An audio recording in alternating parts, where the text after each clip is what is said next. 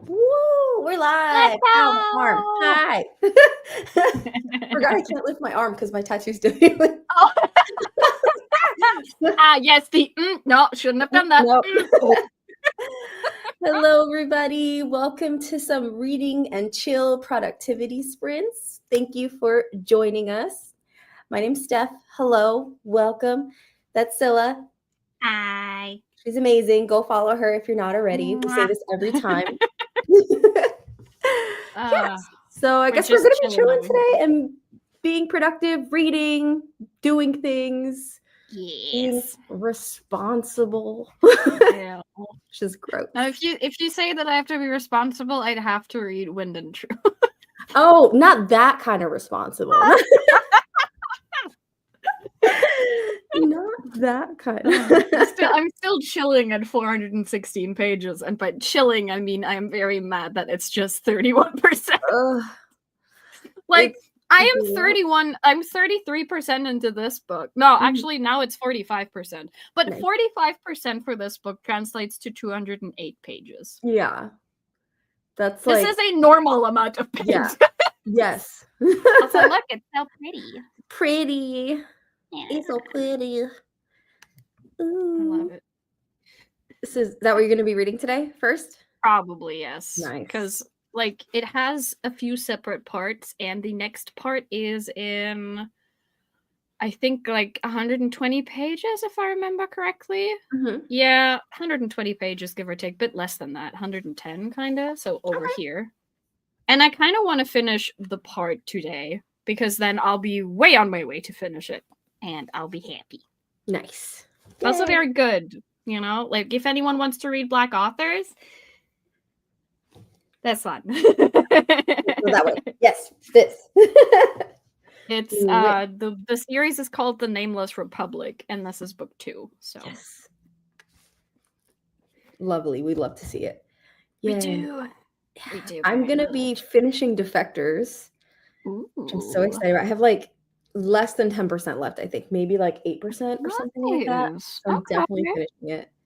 How many pages is that? Like, how many pages is this in total? I don't know. I'm doing audio. Is it the nonfiction one? Yeah, it's the nonfiction one. Yeah. Nice. And I am getting a physical copy when I do go to the author book signing next week. Or this week, actually. I remember that. So I'm so excited. So cool. So excited. So. That's so cool. When are you going? Like, what day do you know?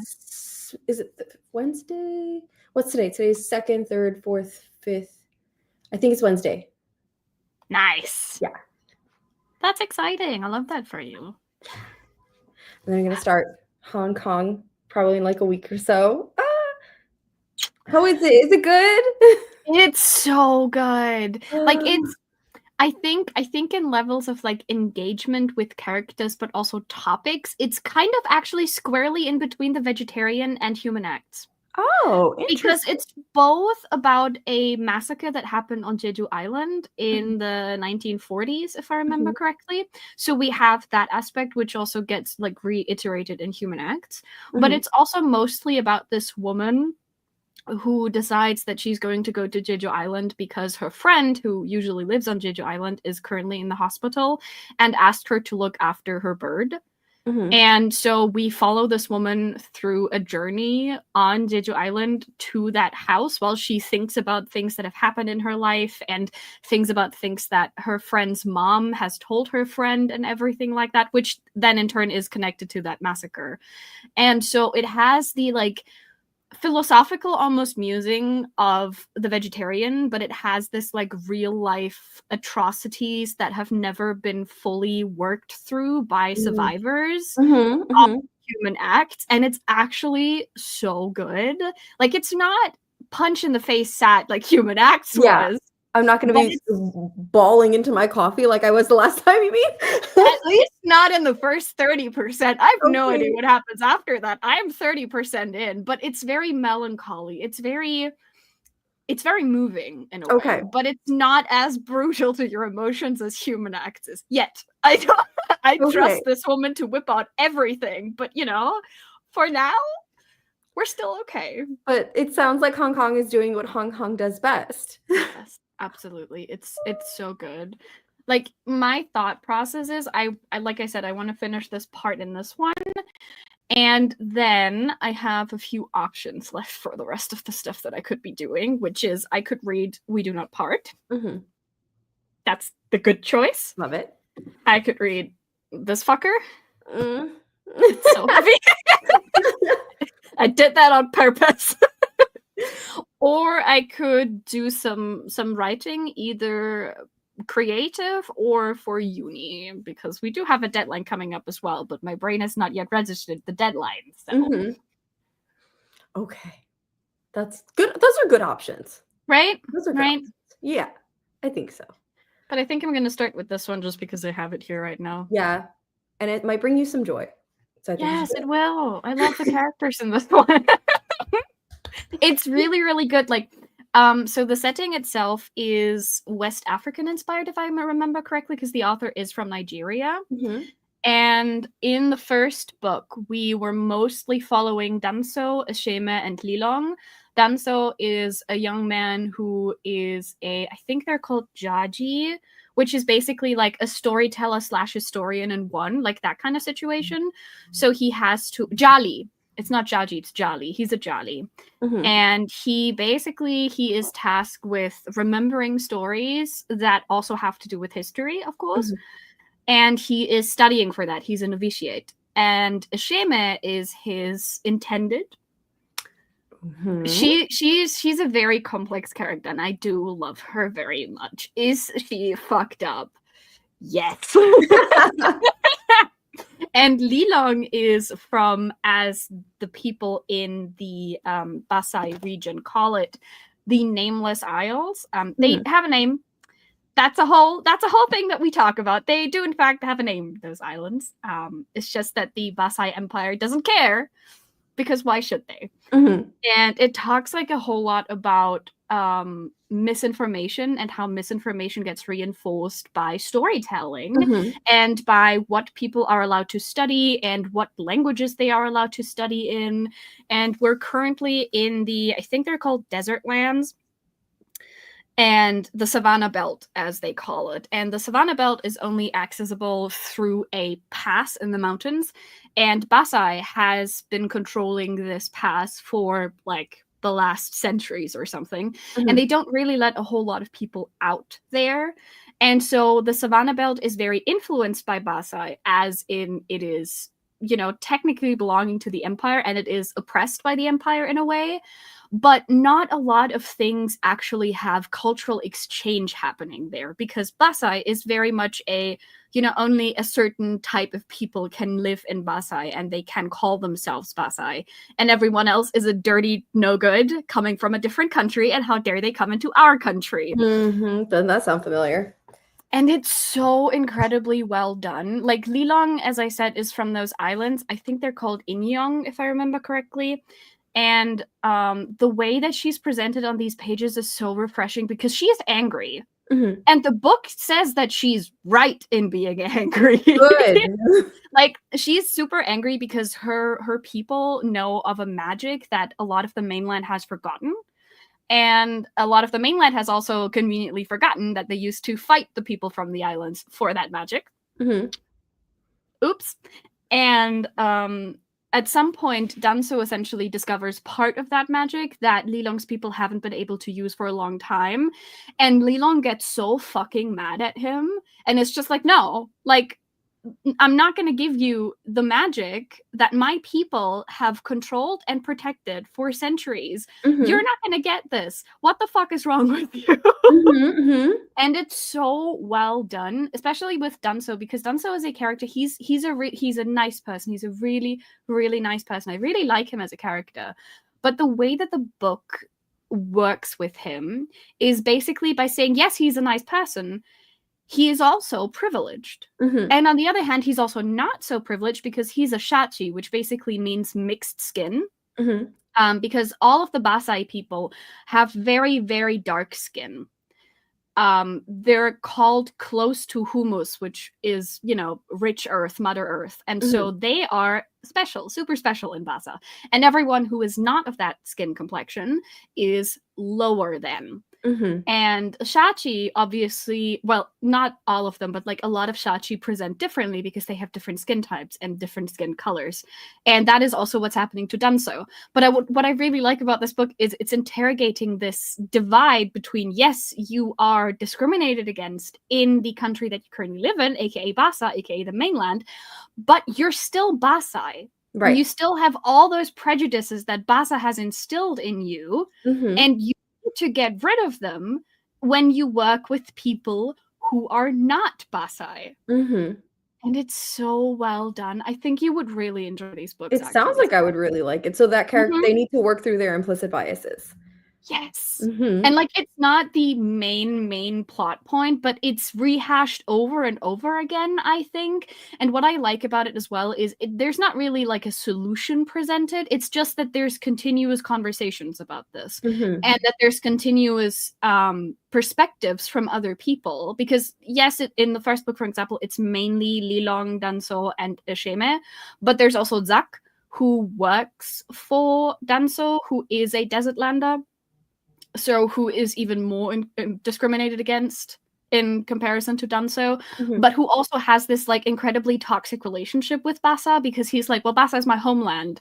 So no matter how they treat me, this is my homeland. And you get frustrated with that because of course you're like, hey, like you deserve so much better than I swear. Why would you like to return to Basa? But it makes so much sense for the characters to be the way that they are. And I think that the books really shine because of those multiple perspectives that basically get to leverage things against each other and make you go, hey, maybe there's a lot of bias going on here.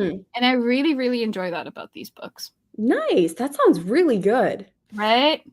We love an author that can handle nuanced topics and do it in a reasonable amount of pages. Yes. We do. Like this is supposed to be a trilogy, if I remember correctly. So the second book has been out, I think 1.5 years now or something. Okay. No idea when the third one is coming, but I'm super excited. And they're so good so far. I really enjoy them. And like each of them is like 430, 450 pages. So nice. So good. Love to see it. Love to see it. Yeah. Yay.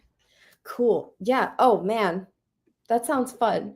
I mean, not fun as in topic, fun as in like it's engaging. Yeah, exactly. And I really like the writing style, honestly. Like just as an example, so the next chapter that I have, Basuaye emerged from the travel wagon, shut his eyes, and inhaled deeply.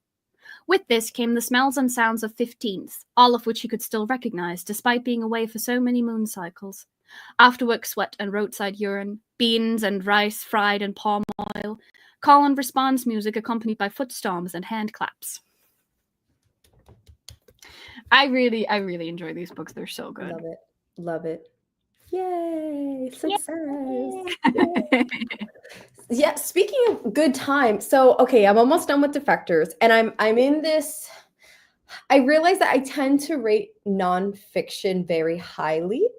Oh, Roro's here. Hi, Roro. How are you? Come settle in. We're having tea and chilling. Yay! Yeah, so I mean, I feel like if I feel like I've learned many things from it, or I feel like I enjoyed the quality of the way that the information was presented, or I just really want to support this author because I feel like nonfiction doesn't get as many ratings on platforms as other books do, especially like fantasy, romance, those kind of things, right? Like the audience base is a lot smaller. So if it's an author that I really want people to pay attention to, like I'm more likely to biasly rate it a little bit higher so it gets some positive attention. So I'm probably going to give it a 5. Fair. I am fully on board with that. Like, I don't read a lot of nonfiction. I'm slowly changing that. And I will say, as long as you have an adequate amount of sources, present the information understandably for the level of, like, intentionality that I expect behind your text, and you did your research, you presented your research well, and it is either about a topic that I find incredibly interesting and or important to the people, or just in general, a topic that I wish more people were engaging with, 5-star immediately. Yeah. Yeah, it's kind of where I'm at with nonfiction. So, And I think that's great. yeah. So I'm like, oh, I'm so excited for more people to read this because it was so good. Oh, Great. I love that for you. so good, so good.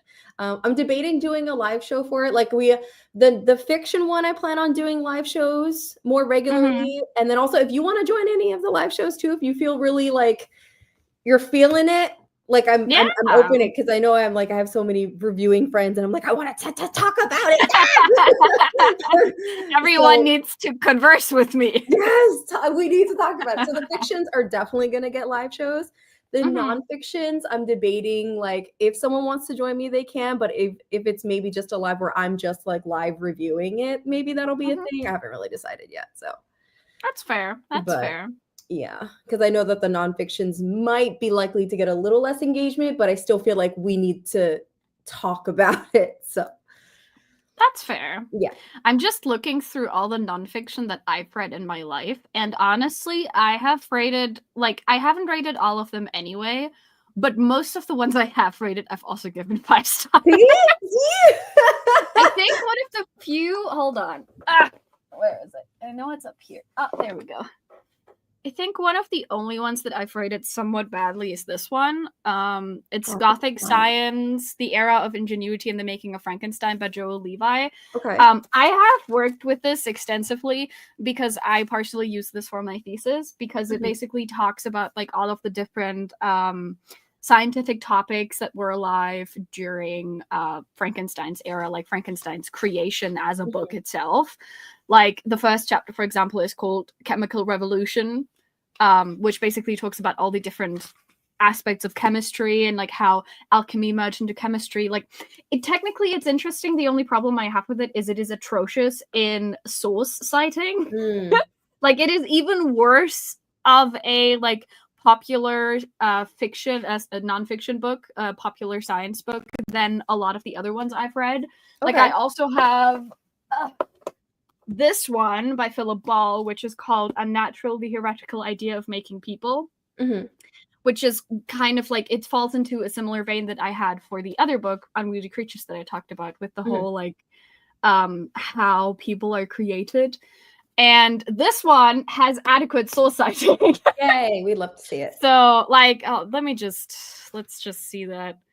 These are all the notes that the sources provided. Oh, that's good. Did their research. And like for this one, if you want to look at the notes section, that is literally just this part. What is that, a handful of pages? Yeah. It basically just says further reading. So we have a few like essays and books that are being cited. Like there's Anne Mellor, who's super important for works on Frankenstein, if you didn't know. Like she's super in the material. And David Gubbins and Emilio Herrero Bevera. Like there's a few, but there's almost no actual source citations on like the scientific stuff he put out, which was very annoying because I basically had to go and re-Google all of it to see find a source for citations, so I didn't plagiarize. Yeah, that means that they didn't present it the way that you needed it to be able to absorb it properly. And so I was like, listen, I had fun, so I'm giving it 3 stars. I had fun, I learned new things, and it did give me the opportunity to Google those things myself. So like on a scale of like how knowledgeable the book was, I'd say it was like Wikipedia, but badly cited.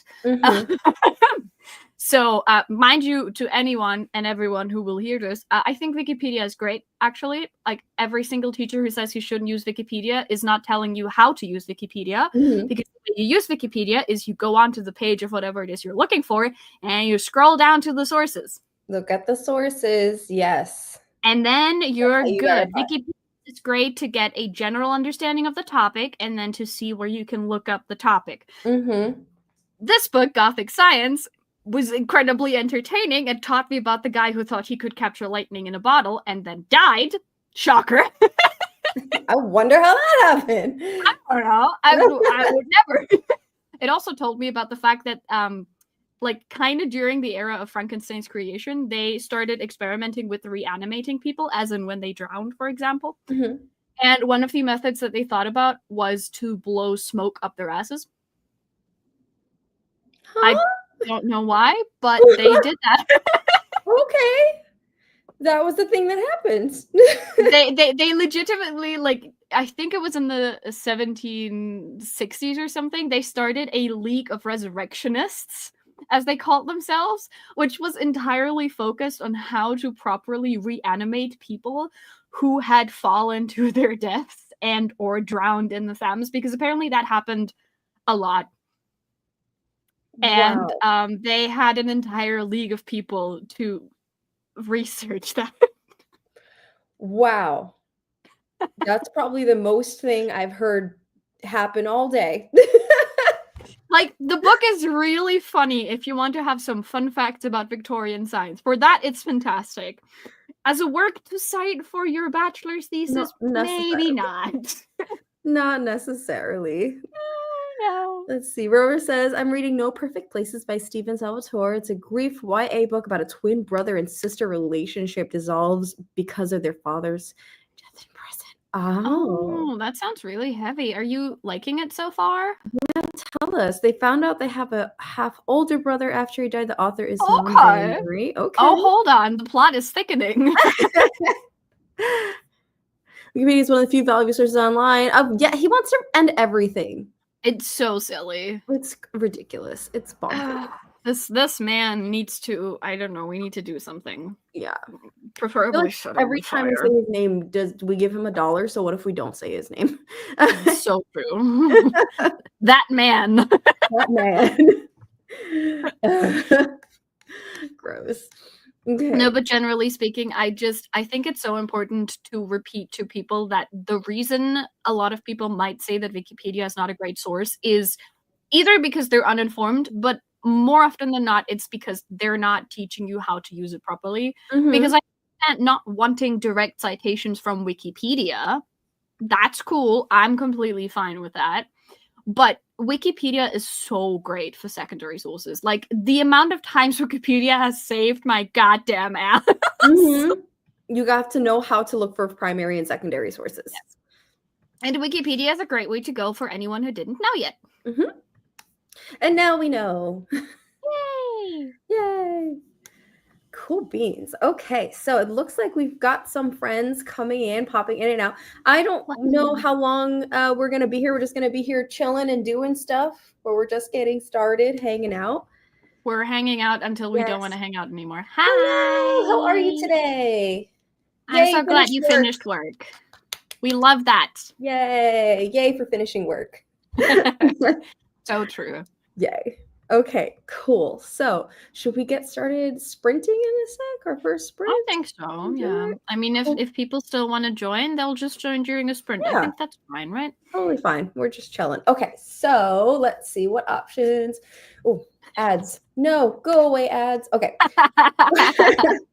Oh, Rover, you borrowed Nettie today. Yay. Oh, that's nice. Hell yeah. Yes. Do you think you're going to start it today already, Roro? Or do you think you'll still be reading No Perfect Places? Like, how far are you in No Perfect Places? What's going on? Yes. And also, are you one of those people who reads multiple books at a time? Are you Sylla or are you me? Do you have lots of brain or do you have small brain? Like, this is a scale, okay? This is a scale. You're the big brain side, and I'm the one book at a time side. In fact, if you look Amir Pinel, they say he had a child. I don't know who that person is, but it isn't true. Well, this is why we got to know how to use primary and secondary sources properly. Correct. Right. Oh, Verve says 20% 20% into nice. No Perfect Places. Nice. Yeah, That's I think I'm gonna do, well, I'm finishing Defectors today for sure. Probably gonna listen to it during the first sprint while I work on some stuff. And then I'm gonna start that memoir that I have to read, that I got from the Feminist Press this week. So that's exciting. Oh yeah. You said that in the book haul, right? Yeah. Which one was that I'm doing again? that this week. And then I think after that, I want to do Trader of Red Winter so badly. So badly. So it might either be Trader of Red Winter or Human X. We'll see. Nice. After that. Nice. Nice. Yeah. Rower says 3 books is the limit. That's a great That's fair. limit. That's fair. I support that limit. Oh, a relative? Ooh, interesting. Maybe The you should drama. tell Wikipedia that it's not true that he's an only child. Yeah, you should put yourself in like the footnotes and say like, "Hi, I know this Excuse person. me. They're still here." Yes, you did, and you were so sweet. Thank you so much. The bingo card that you made for me on Instagram, it was so cute. Oh, I want to see. I posted it on I posted it in a story, but maybe I should. You know what I'm gonna do? I'm gonna screenshot it and then I'm going to repost it to make sure that you get credit for it, because I know stories are usually like 24 hours or something. Oh, look at Max. Sorry, Max popped up with his fiance. So cute. How do I find this again? It was so sweet.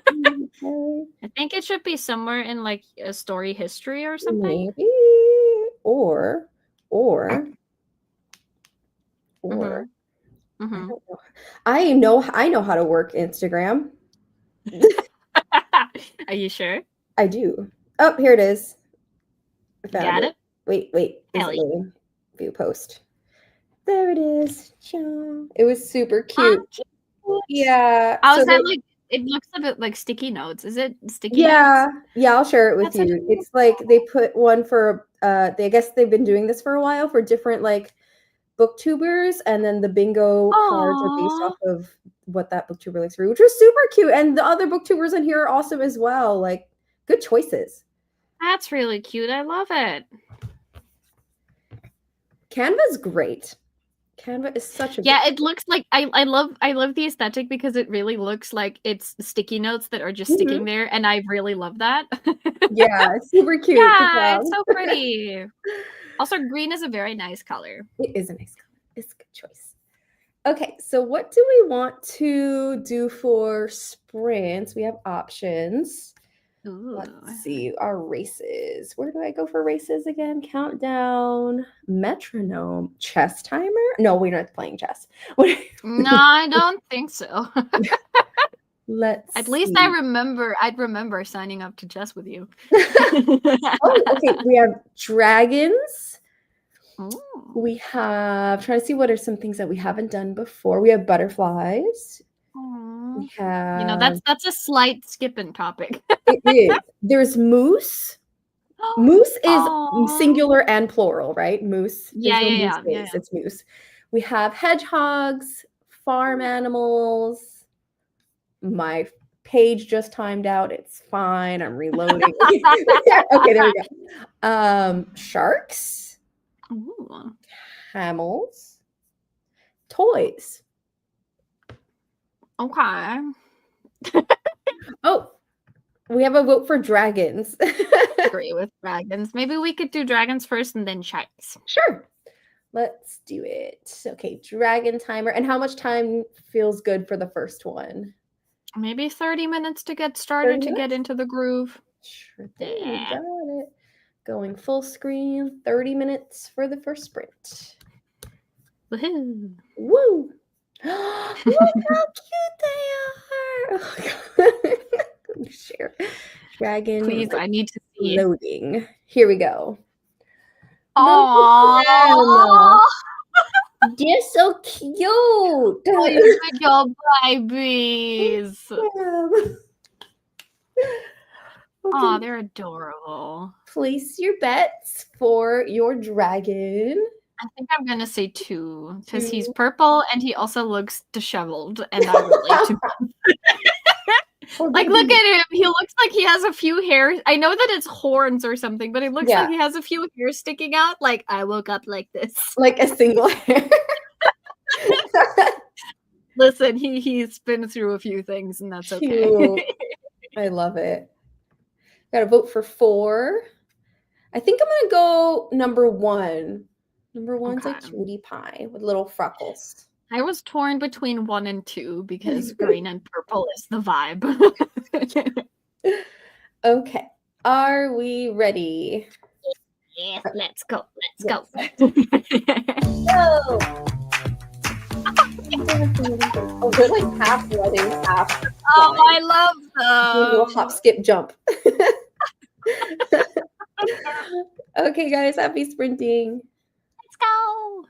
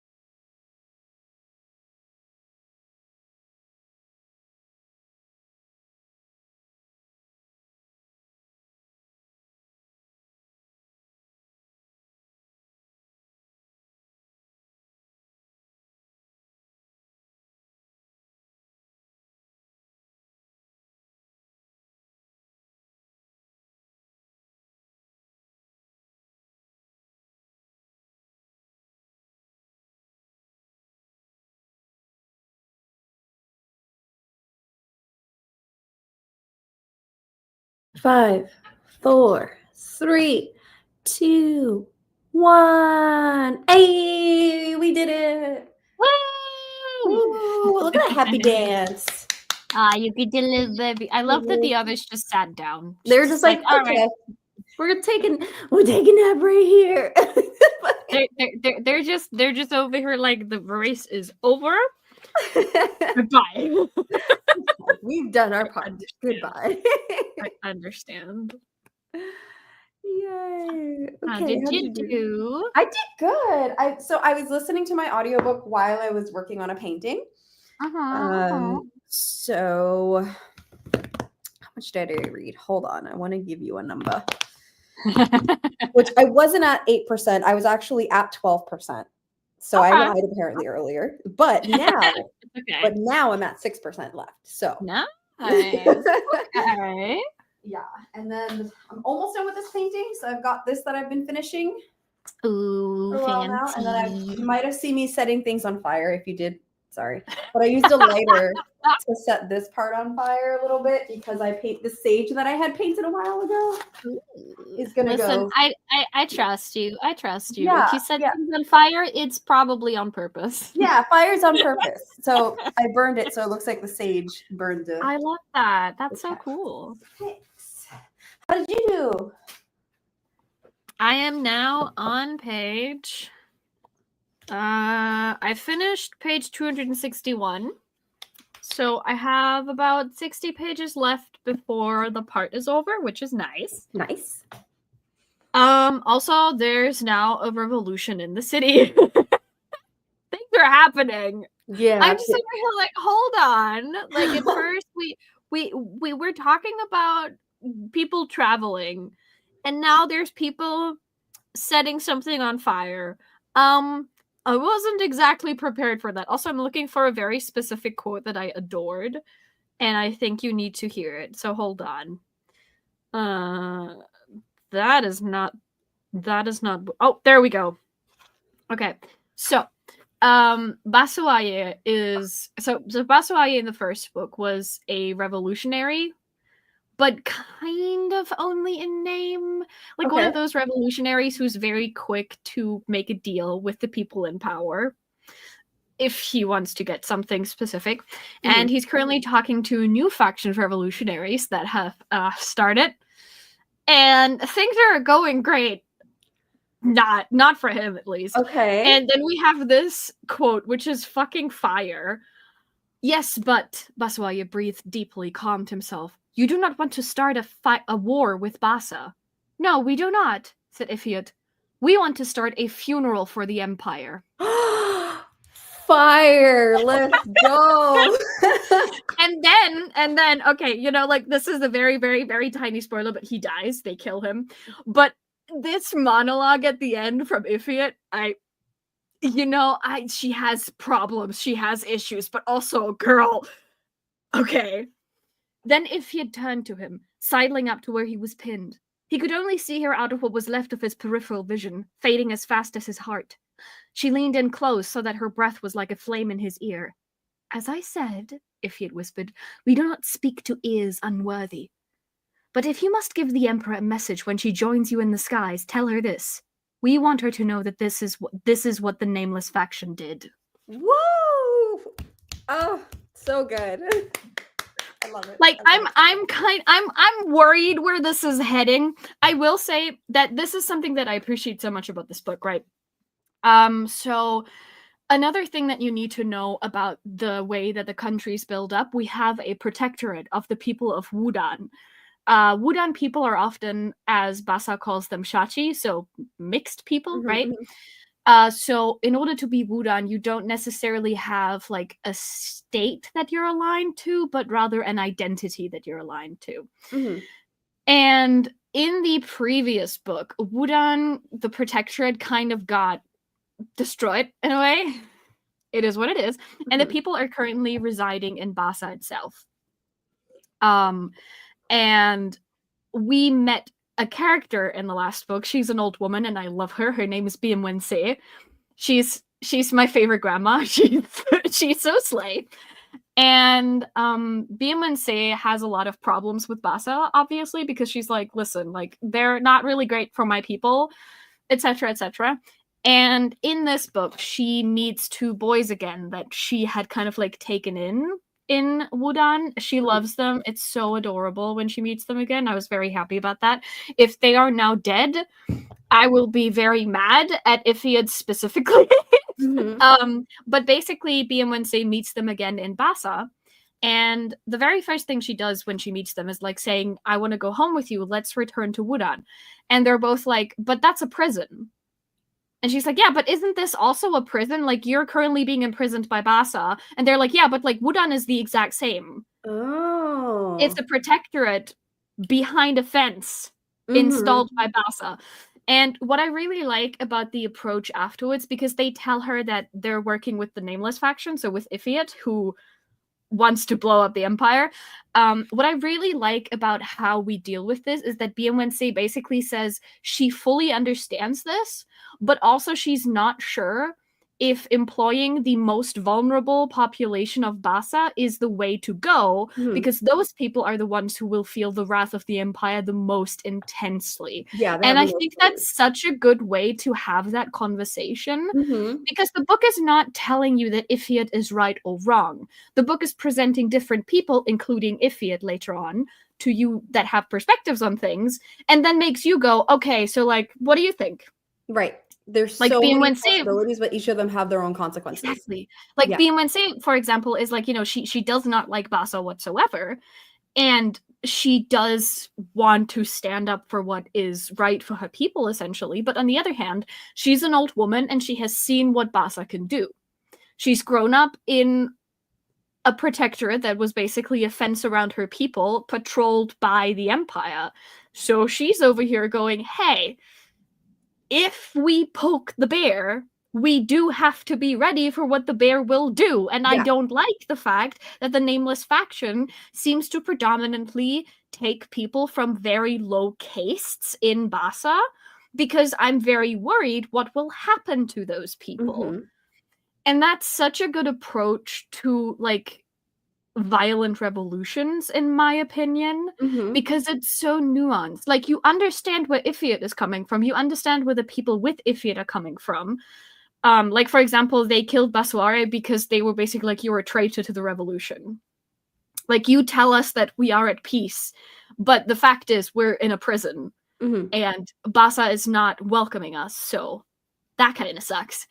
But Byamunse, on the other hand, is also over here going like, hey, so I don't like it when revolutionary movements use the faces of the most disenfranchised to fight their battles, because I'm worried what that will mean for the most disenfranchised. And it's so good.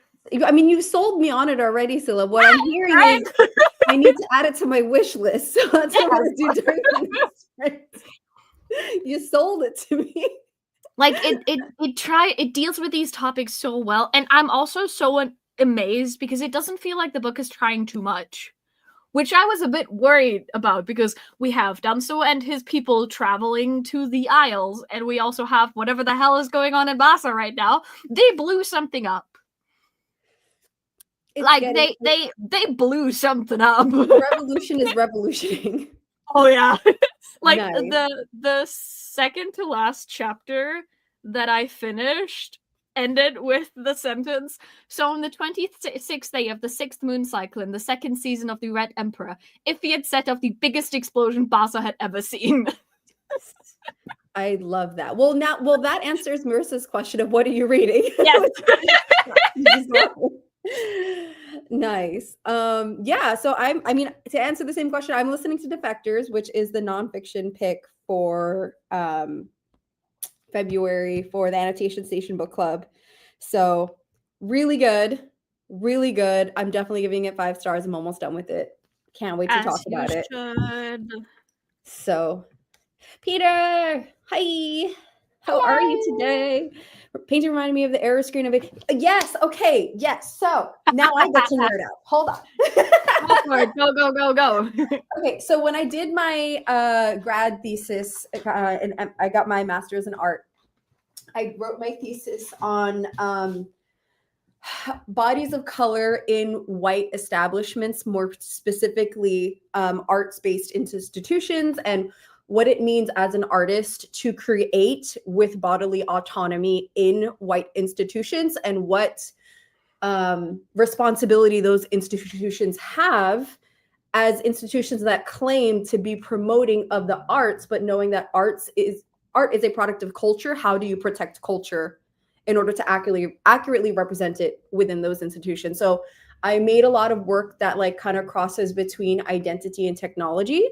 So I was making this painting. So these are the SMPTE bars. So these are the color, this thing. So it's not an error on the screens. It's actually a calibration tool. So the screens and printers and like whatever you use that to recalibrate the pixels. And so I'm making like a somewhat glitchy version of that, but then also painted a sage, which we use to like lots of cultures use to recalibrate space and recalibrate energy and air. And I'm combining That's so cool into a painting. Yeah. Oh, I'm having so much fun. That sounds amazing. Like I really love this like conceptualization of art and space, and then combining that with a technological glitch, so to speak, but also the like traditional cleansing and recalibration of a space. That's such a cool overlap. I love that. Thank you. I have a bunch of pieces like that. Like I did one where it was like I made a giant pillow, like I want to say it was like 6 feet by 6 feet. So like at least 2 people could sit on it. And I want to lie on it. Yes. I have it still, so I hopefully get a chance to install it again somewhere. But it was, I made it out of, I dyed it with a dye that is temperature changing. So when you lay on it, it changes color to take the shape of where your body was.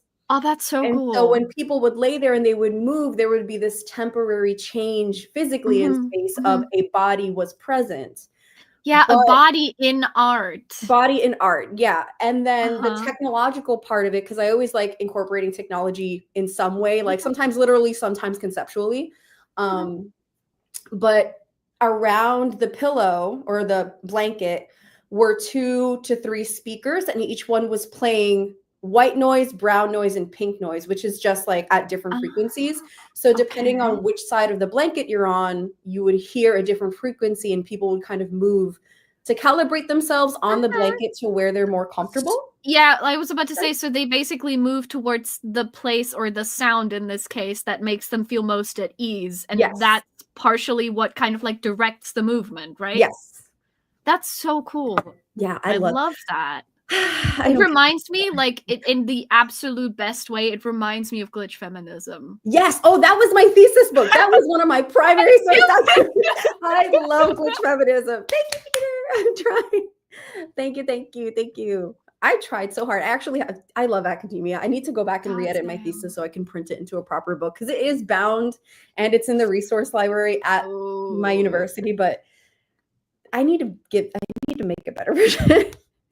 I support that. Support that. Yeah. If you ever put out a book like this, you should absolutely tell me, because I will be your biggest champion anyway. Mwah. No, but like seriously, if any one of you, like of the people watching right now, are kind of interested in it, I do think that glitch feminism is a really good way to start. It's not that long. I think like 170 pages maybe. No, it's not. I think less than that. Honestly, there's a couple nonfiction that I've already read that I want to choose as nonfiction books in the future for our nonfiction book club. Yeah. And I feel like glitch feminism would be one of them. Yes. Yeah. Because one thing that glitch feminism, among other things, talks about that I think is so important is how identity online and identity in person can no longer be fully separated. And I think this is like the first time I've read someone talk about identity while including online spaces. Because I feel like a lot of people, especially maybe from somewhat older generations or something like that, still think that there's like a clear divide, or that these two don't influence each other, which is just not true. Right. And I think especially when countries go through regressions in person, online spaces grow so important as of right now. They And I do. think glitch feminism makes such a good point about that, about Mhm. how a lot of people, because it talks specifically about queerness as well, right?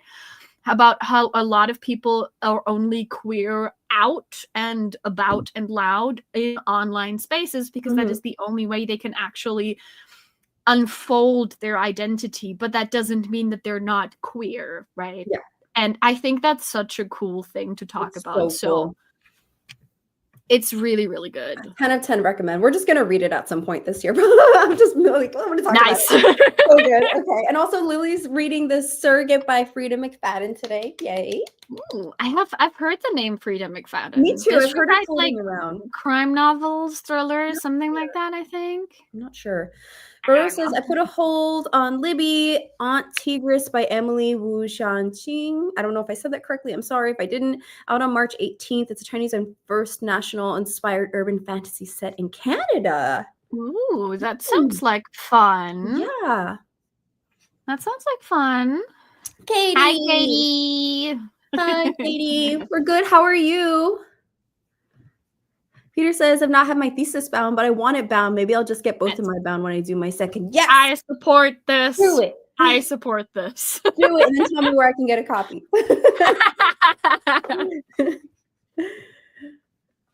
My online presence, yes, it does. 100%. Yes. 100% yes. Thrillers. Oh, The Housemaid. Oh, okay. Yeah, I heard about that one. Yeah. Oh, it's being made into a movie. That's cool. I didn't know that. Good for them. I love that for them. Yay. Oh, so many good things. Oh, we love good things. I feel motivated now to do. Very good, as you should. Katie says, I wanted to get so many books shared, but I also am a broke jobs college student, valid and real, Katie, who needs to save UCB certification eventually, right? Listen, it's temporary. You're making this sacrifice now in order to be in a better place later. It is temporary.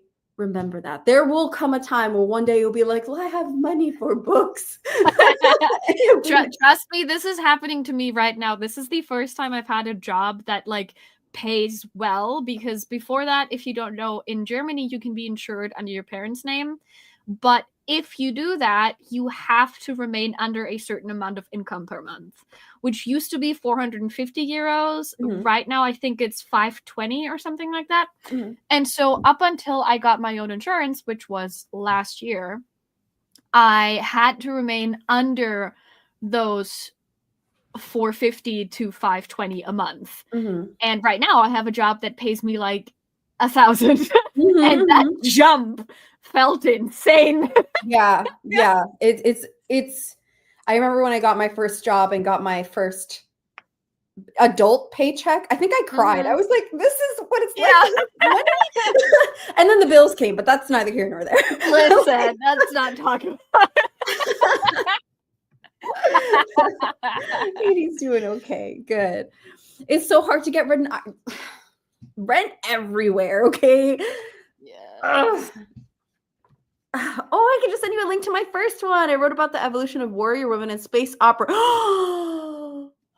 Okay. Say that to me. Now I need to read it. How long is it? How many pages is it? Tell me. Oh, what books did you talk about? Or like what media did you talk about? We need to know, Peter. What did you reference? What were your citations? That's the theme of the day. We need to know. The academics immediately. Citation. Was it in Chicago style? MLA? AP?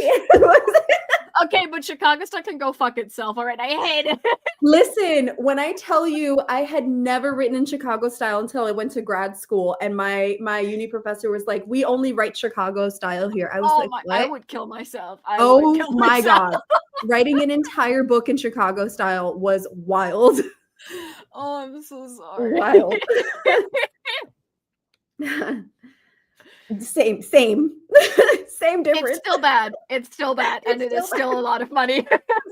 Yes. Oh, I love that. Oh, that's not too bad. 88 to 100 pages. Not bad. That's not bad. So many questions. Listen, okay, I will die on the hill that MLA is the best citation Yes, device. All right, MLA 9th edition all the way. This bestie has gotten me through my bachelor's thesis. They will get me through my master's thesis. They will get me through everything. Yes. I will never use a different method. But they also want to stay in the US, which I get. I just hate it. Yeah, no, I get that. That's fair. That's fair. I know. Everybody's saving money. It's a hard not life for us. Going through my head now. But you know, the good thing is I'm currently saving for my next tattoo. So ooh. What's it gonna be? I don't know if I showed you this, but my artist did a wanna do giveaway thingy on her Instagram page. I have 3 tattoos by her, I should add. Love it. So absolute besties at this point. Ooh. And I wrote her an email. I was like, so I know that you said, you know, that you're not in a hurry to part with this, which is what she said on the post. But I was wondering if you would like to do this one for me because we haven't seen each other in so long and I want a tattoo by you. Mm-hmm. She texts me back and she's like, hey, so it's so nice to hear from you. Like, how are you? How have you been? Absolute angel of a woman. And is like, yeah, like, I mean, where would you want it? Like, what were you thinking about? Because she was like, I said it's not a small motive and there's a lot of small details there, so I would have to make it a bit larger just to have those really pop, so it would take some time. And I was like, listen, the very first tattoo you did for me took 12 hours in total, about 2 sessions. I am fine with however long it takes. Yeah, you're like, I've done the hard stuff, it's okay. Don't worry about it. And I told her, like, I want it on my upper thigh because that's a place I don't have a tattoo yet and I have nothing planned for because this arm is taken with ideas. Let's not think about that too deeply. And I was like, yeah, like upper thigh, blah, blah, blah. And she almost immediately answers me and she's like, oh my God, yeah, that sounds so cool. I love the placement.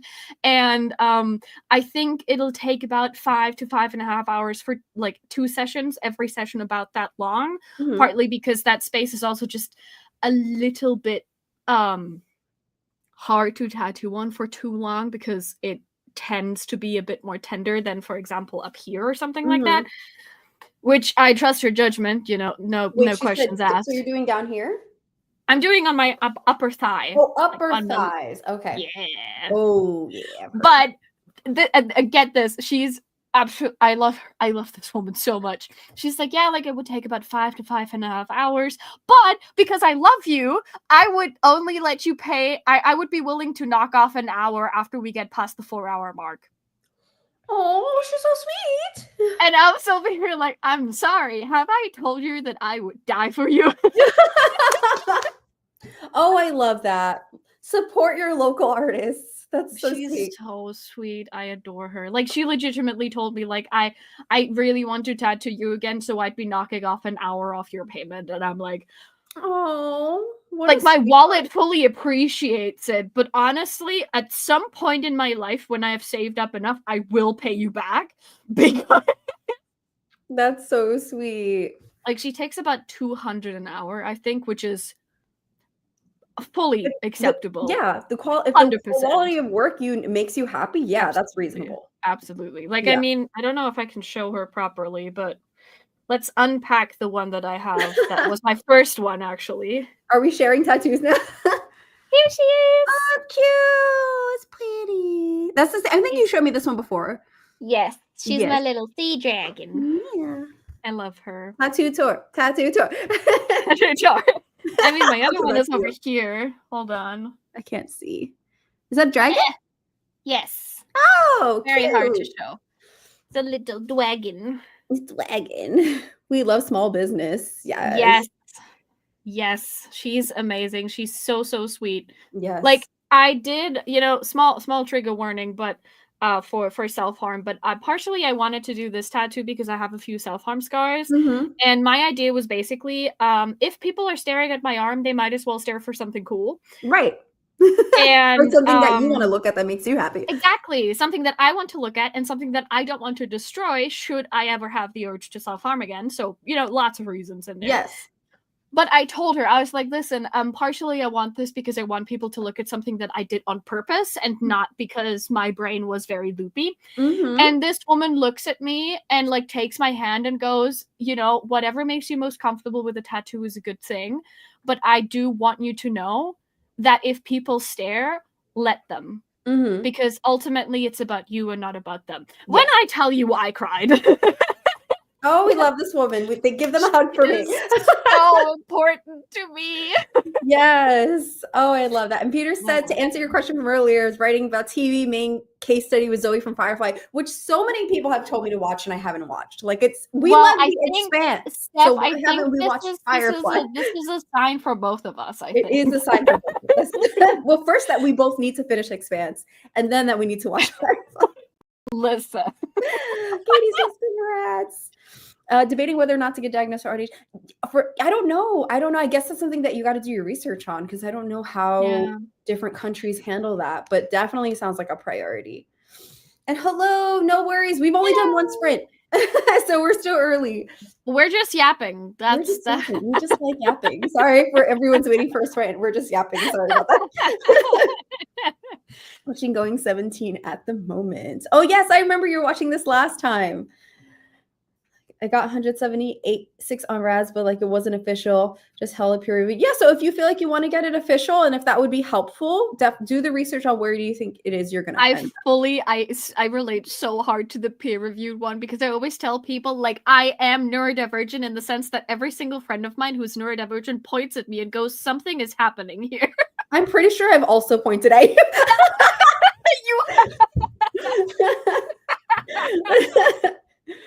Oh, it's so funny. Oh, it's so cool talking about the tattoo. Scared to get a tattoo. Okay, listen. Hold on. My turn to share. Okay, so my previous tattoos, I've had this little one here, which is a little the Taino indigenous symbol for the coqui from because I'm from Puerto Rico. And then I've had this one, which is magic symbols, and it's like small. This is probably like the size of a business card, right? And then I went to get a tattoo 2 days ago, which some of you probably know. Oh my God, can I even do this right now? Maybe.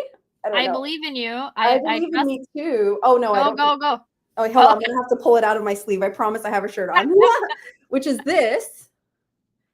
It's so cool. Right? They did such a good job, but it wraps all the way around. Oh, that's so nice. And it took like 5. So I went from 1 hour to a 5 to what's gonna ultimately, after the shading's done, probably be like 10 hours. And so, but by hour 5, I was shaking. Like at first hour, I was good, and then by hour 5, I was shaking. Like, I get that. Just so everyone knows, if you ever want to get a tattoo and you haven't gotten one yet, there's a few things that are very important. Number 1, don't drink coffee or anything like that beforehand, because it'll thin your blood, which means it's more likely for you to bleed excessively during the tattoo. Number 2, get a good amount of sleep. Yes. You will crash out otherwise, just because your adrenaline cannot work with the rest of your body. Yes. Number 3, take snacks with you. Eat good food. If your tattoo artist is not okay with you snacking in the studio, they're not a good tattoo artist. I said what I said. My tattoo artist made me food. Yes, it's so important. It's so important. When I finished, I was starving. So definitely eat a good meal. Yes. Have snacks. Stay hydrated. Yes. Yeah. Hydration is also very important. Best thing is actually water, like nothing with too much caffeine in it, because blood thinners. But in general, water is best anyway. But also, just in general, very important thing again, talk to your tattoo artists. If you don't feel comfortable with a person, don't let them put something on your body. Yeah. Even if you think they have like great artistic style, if you don't vibe with that person, leave. Yep. Be nice about it, but leave, because it's not worth your time. It's not worth the artist's time. If you don't vibe, they're likely not going to get your vision. Yeah. My artist let me yap for like 3 hours about what this tattoo meant to me, and was listening and taking notes the entire time. Okay, you want that level of commitment. We love that. We love that so much. Yes. So that's powerful, Sylla. I'm proud of you for fighting so hard. I wish you luck. May every stranger look at your dragon's breath. Aww. I do, in fact, look at my dragons. Yes. Firefly Watch Day? Yeah, let's go. And hugs from Katie. Always watching Going 17. I'm so obsessed with the show. I'm nearly caught up to the third time in the 2024 videos now. Yay! I love that for you. Love that. Are they still making episodes or is it done? Like, are they going to make some more this year? Really want to get a Pokemon tattoo and 17's logo tattoo. Oh, what Pokemon? Yes, we must know. What Pokemon is it? I need to know if I know the Pokemon. Yeah. My club friends apparently clocked me as ADHD. First conversation, every single one. Yeah. When you know, you know. You know. Yeah. Yeah. This is what it feels like. Yep. You just start talking to people and then they're like, by the way, you diagnosed, and you're like, with what? What? Oh, it's so funny. So scared of needles and hey, everyone's touching my skin. Also hate permanents, but hey, we're gonna probably do temporary. Start with temporary tattoos and see how you feel about it. Yeah, and also the location definitely, like Sylla said, mentioned earlier, the location completely changes the experience. Yes. Like this one was fine; it didn't hurt at all. This one, I was laughing because it tickled, and then this one hurt. So like, that's fair. That's fair. Especially like this crease right here in the arm. Oh yeah, I can imagine that crease. Yeah, it hurts so bad. I love Evie. It's cute. That's so adorable. I love that. You said everything about me screaming. Yeah. They sometimes our friends know us better than we know ourselves. Yeah. Okay, should we actually sprint? Yes. We should do a sprint. Okay, during this sprint, I'm gonna get some food from upstairs, but I'm also gonna keep reading Warrior of the Wind. Yes, do it. And we'll see where this revolution is going, because so far it seems like we're just escalating. I'm gonna get more mango juice, which I have. I'm gonna work on this painting and I'm gonna listen to defectors. That's what I'm gonna do. Love that. I mean, I don't remember. I feel like Katie, I've known you for a while now. I don't remember. I feel like Katie's always been here. Just like, whoa. You know, maybe that's also a sign. Being so used to someone's presence. How long have we known each other? I don't remember either. I feel like you've always been here too. When did we first meet? Like, when was the Brennan Sanderson year? Was that 2020? It was either 2020 or beginning of 2021. Have we known each other for over 4 years? Probably. What the fuck, man? Yes. Okay. Yes. Cool. Oh man, I love that. So, did we have? I feel like someone said something earlier for the next timer. Did we? Shark. I said shark. Oh, sharks. Okay. Yeah. Oh, we got Eric's birthday. I think was it a stream? 3 to 4. Still feels long enough. Okay. The amount of years we've known each other is Okay, shark races. Are they cute or are they creepy? Let's find out. Oh, Peter says, pitch of that book may want to give Sadie Davis Okumbawa another shot. I read David Vogel, God Hunter, and struggle with the structure, but okay, yay! I love the structure of this series, Peter, because we start the first book kind of secluded in the same space, which is Basa. It's like a massive city-state, basically. And we start with a smaller cast of characters. And in this book, we've expanded the world a lot. We've also expanded the character list a lot. And we're starting to talk about like big problems that are not just predominantly about one person experiencing the problem. So I do really like how he did the world building in this series so far. Mm-hmm. Nice. It's good. Stream. Yay. Okay, good memory. The third stream, which I think was trivia. Yes, I remember the trivia. I love trivia so much. Yes, I remember. Okay, cool. Oh my gosh, it's been so long. Okay.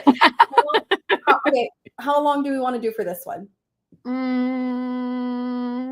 30, how long do you have in your audiobook left? Great question. Does it say 20 minutes left? Okay. I'll definitely finish maybe do like 30 minutes or something, so you also have time to do something else besides finish the audiobook if you want to. Yeah. Okay, cool. So you said 30? Yeah, I think so. 30's good. 30 minutes. Okay, let me see if these sharks are cute.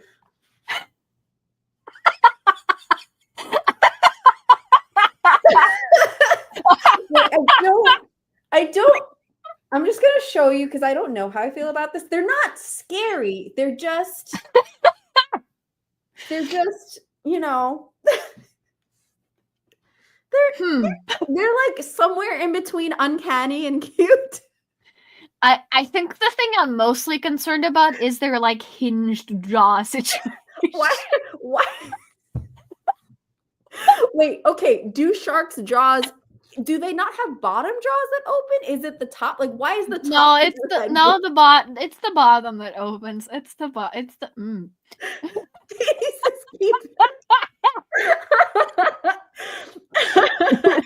I wonder how they look like when they swim. Wait, I'm trying to catch up. Wait, I'm currently reading. Oh, yes, I've heard this is a popular one. I'm gonna love it so much. I don't want to jinx it, but maybe my second, fifth star. Yay! I hope so. Hell yeah, we love that. This is what you deserve, Peter. Yes, you deserve. Oh, pink. Okay, we've already got votes. All right, so I guess we're keeping that. I think I want to go with 1 this time. I like the brown tone of it. That's really cute. Hi, sharks. They sure are on Their something. eyes are like, I don't dilated. know what. I don't know how they got it, but they're having. Oh my God. something's going on. The blue himbo. Oh, Valid. this is great. Valid. They're so cute. I think I'm gonna go for the pink one also. They're so cute. That's adorable. This is gonna be like the snail one. I remember that. Well, I don't know how fast they go. We'll find out in a second. Those are You know, in comparison to the snails, they can only be lightning fast. So. Yeah. Imagine this is the one that goes slow. Okay. Okay, are we ready? I don't know, but sure. Let's go. Let's go. Okay. All right, ready? Here we go. Ready, set, go.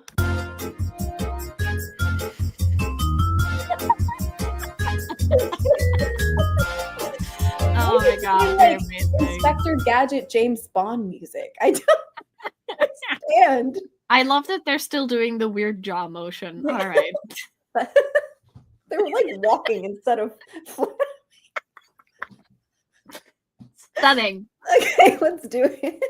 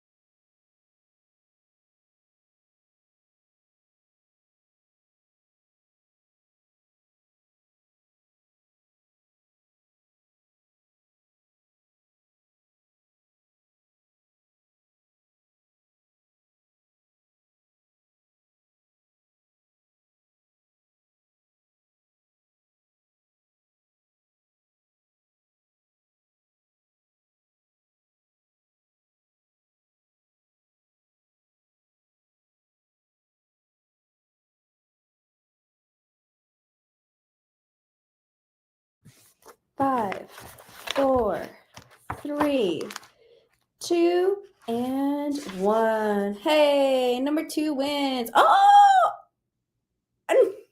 No. Oh no, not the person. Look at him. He's still going though. He's going. He's doing it. Oh my goodness. I love that for him. That was cute. Just look at the baby. How'd you do? So I had dinner. Nice. And then I read a few more pages. I'm now almost on page 280. Nice. So when I get to 280, I will have, I think, 40 pages left. Hold up. Yep. And then I will have 40 pages left, and then the part is over. Look at that. Woo. Incredible. Yes. Good job. I'm very happy about this. Yay. And I'm finishing that next sprint for sure. Well, Yay. that part. Not the book, but that part. Yes. Still progress. Yay. And then we have people in the chat. I'm not sure where I left off, but Hal's here. Hi, Hello. How are you? And Sam joined us. Hi, Sam. Aren't you glad that we're still yapping, Howell? We are so happy. We love a harp. The poor person. Great. Oh my gosh. I finished Defectors. Nice. I'm very proud. You did good. Thank you. Oh, it was heavy. It was heavy.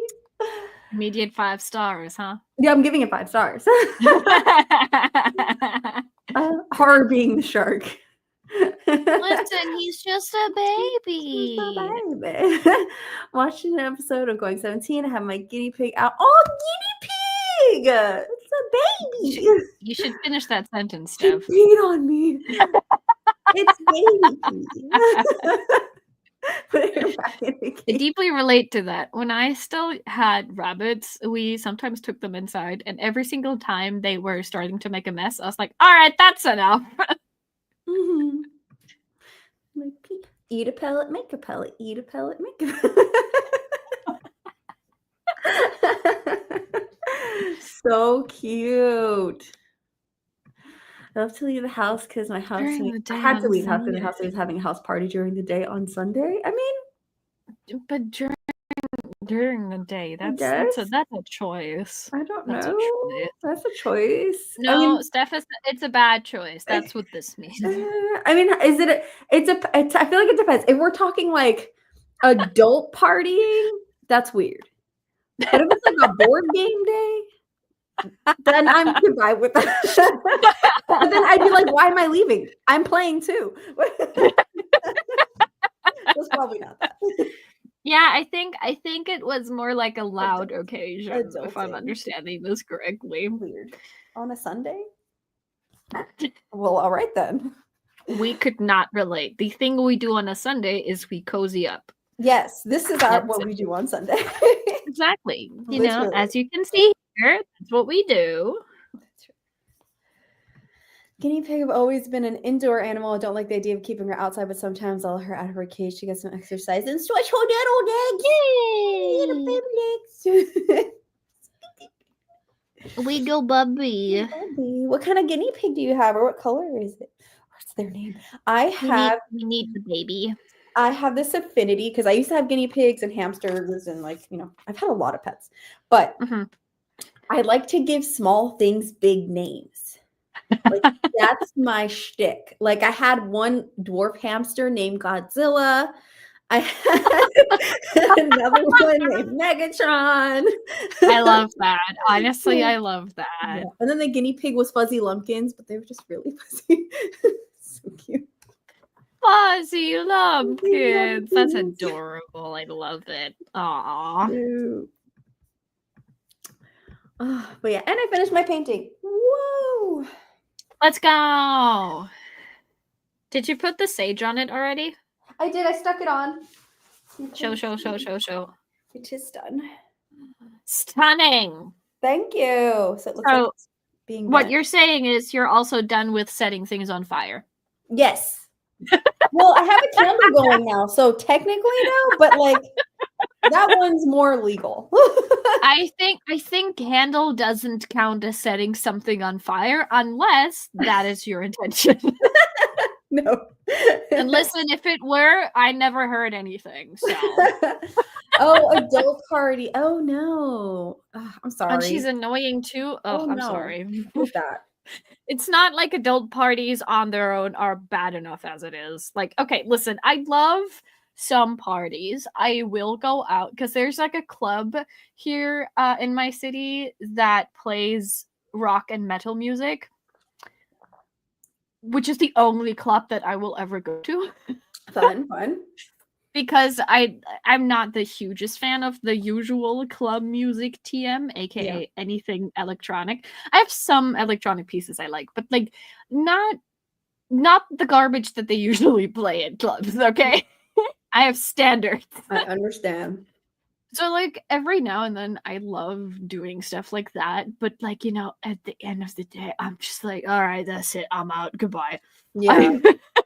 We've had something to drink. We've listened to music. We've danced the Macarena song to heavy metal. That's enough.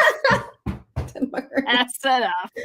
That's a good time. Listen, you can dance Macarena to anything, and I will die on that hill. You can. We had a medieval rock night at that club at some point, and you have to. I'm setting the scene, all right? So we had a band play live.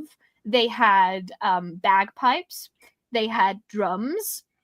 They had the whole shebang. They looked like creatures out of your worst nightmare. They played their music. It was really cool. And the entire room danced the Macarena to them. Mm-hmm. That sounds incredible. That's the vibe. That's the vibe. I love it.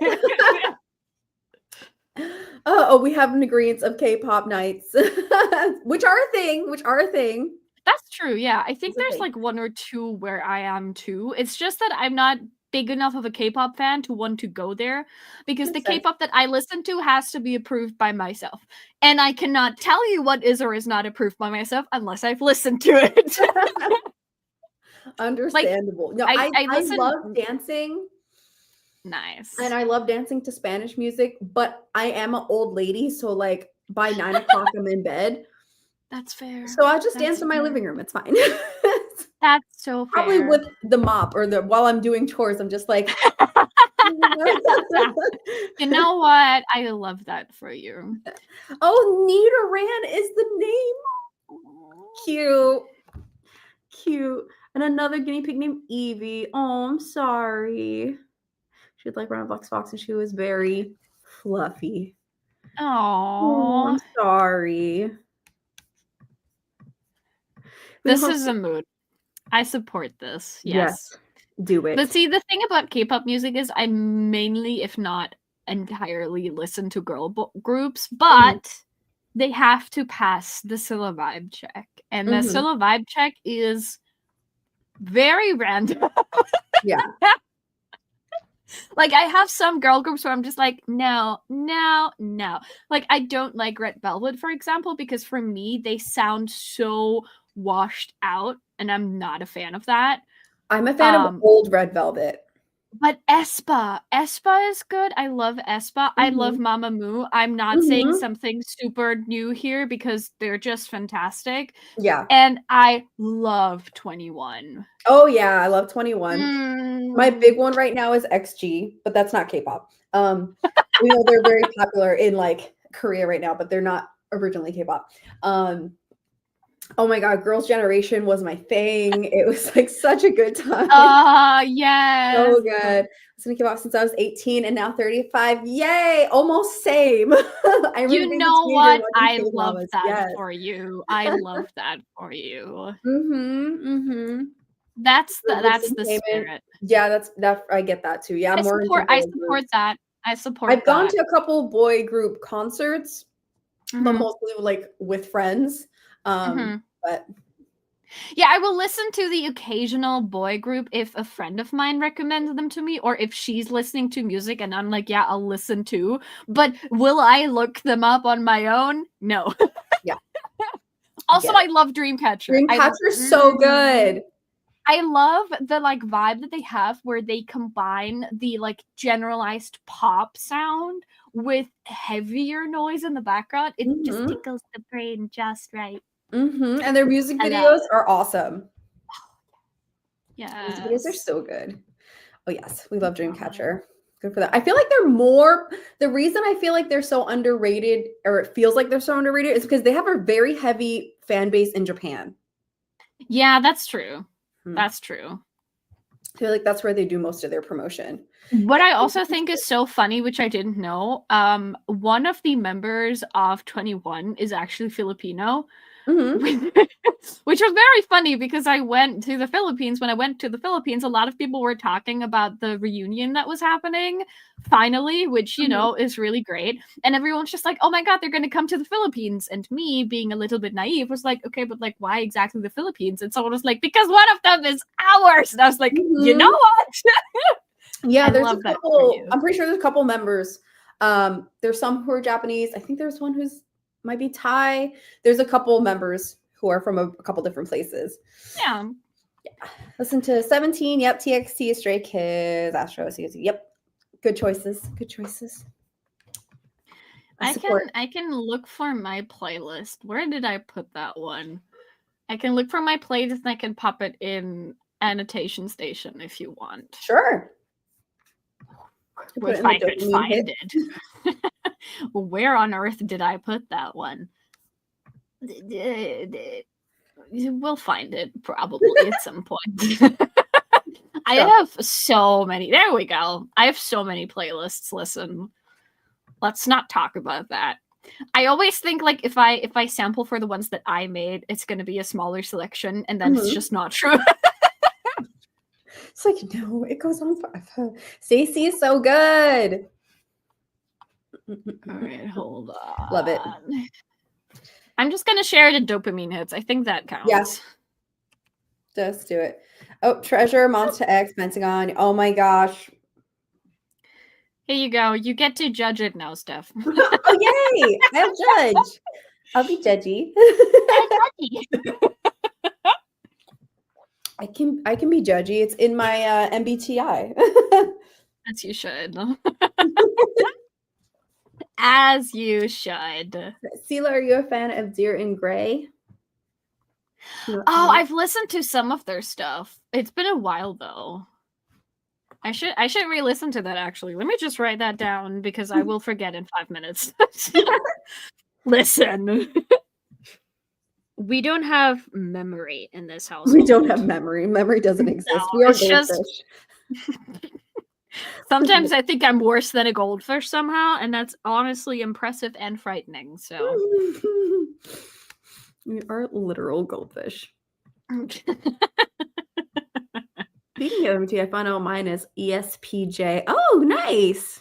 Nice. Extroverted. Something. I forgot what the SP stands for, and J stands for. I have no idea. Wait, I know this. Hold on. I don't. I'm out. MBTI SP meaning. Hold on, I forgot. What does SP stand for? Okay, well that's sensation speak? What? SP? No. Self-preservation? That sounds more like it. I don't think this is making sense. You know what? Hold on. Why am I stop Reddit?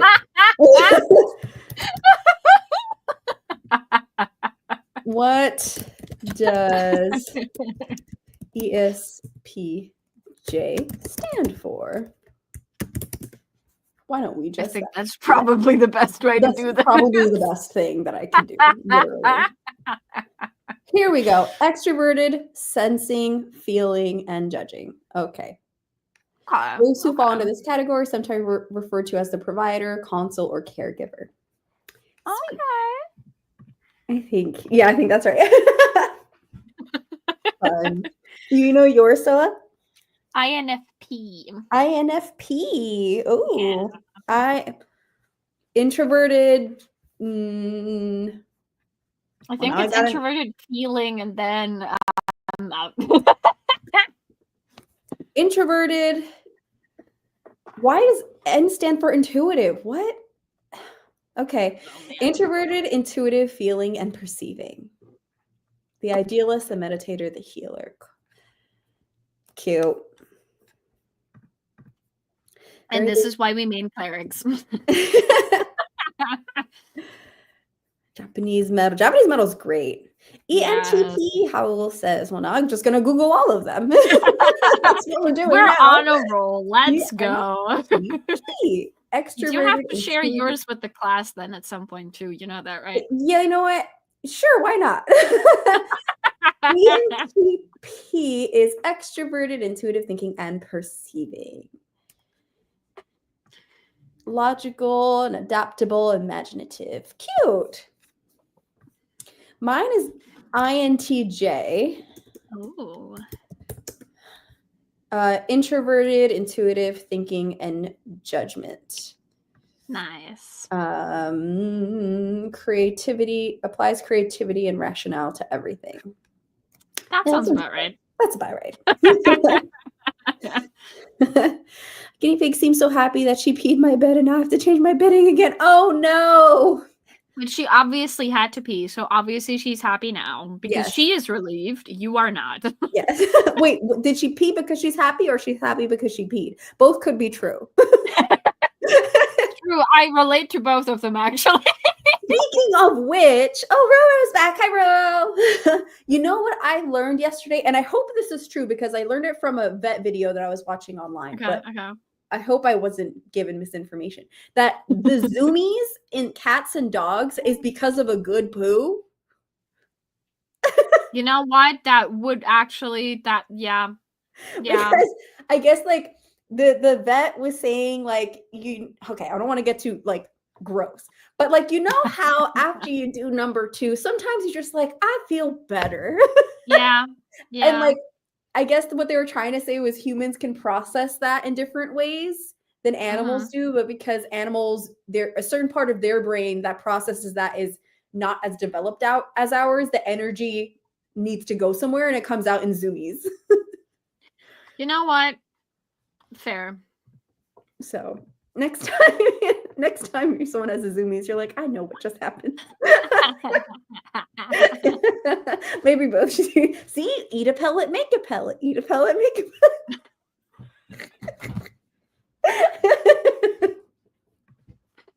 Yeah. You see? See, there we go. Yes. There we go. Just a happy little baby. Just look at the zooms. You know what? Good for her. Good for her. Oh my goodness. Okay. Also, we need more human zoomies. True. I think human zoomies should be more acceptable. They should be more acceptable, yes. I want Which is why we need to keep recess at all age groups, okay? Even adults need recess. I want recess. Thank you. Recess is so important. Yes. Also, recess, Steph, you do need to judge my songs live, just so you know. Oh, you want me to judge your songs live? Yes. I can do that. You can do that if you want me to. Let me see. The playlist is here. Yes. Going to the playlist. Okay, we have Hit by Mama Moo, classic. It's so good. So good. Oh, wait, I lost you. Hold on. Let me put on my screen over here. Okay, let's see. Where'd it go? No, where'd my screen go? Okay, hold on. I can do this. It has vanished. Oh, Alexa. I love Alexa. Alexa's so good. I love her. I love her music videos. Her music videos are so creative. Yeah. God, they're so cool. Good. Okay. Bandit was so underrated. I loved them. I loved them so much. You know, I'm starting. Okay, hear me out. I was a huge Blackpink stan at one point. Went to see them, everything. And I just feel nobody come for me. I feel like lately they've been overrated. No, I feel you. I agree. I like some of their older stuff, but like I haven't listened to them after that. It's like those are still good. We're putting those on the playlists, but meh. Yeah. You know? I I do have zoomies myself. When people look at me weird, I just silvering. I mean, yes. Yeah. Running around randomly, yes. I support Also, by the it. way, Steph, just so you know, if you want to share the playlist on screen, you can absolutely do that. Everyone cool. can see the songs. Okay. Do this real quick. Let's see. We're just sharing music. We're just talking about whatever, and I'm judging Sylla's taste in K-pop right now. Do you listen to Hyuna? I listen to old Hyuna, honestly. Yeah. Yeah. Okay. Eileen's good. Yes. You and I, classic. It's so good. I love her. Oh, Bonbon Chocolate. Okay, yeah. I feel like this is giving this playlist. Oh, you know what? It says it right there. It's giving 2020. It's what it's giving. Yes.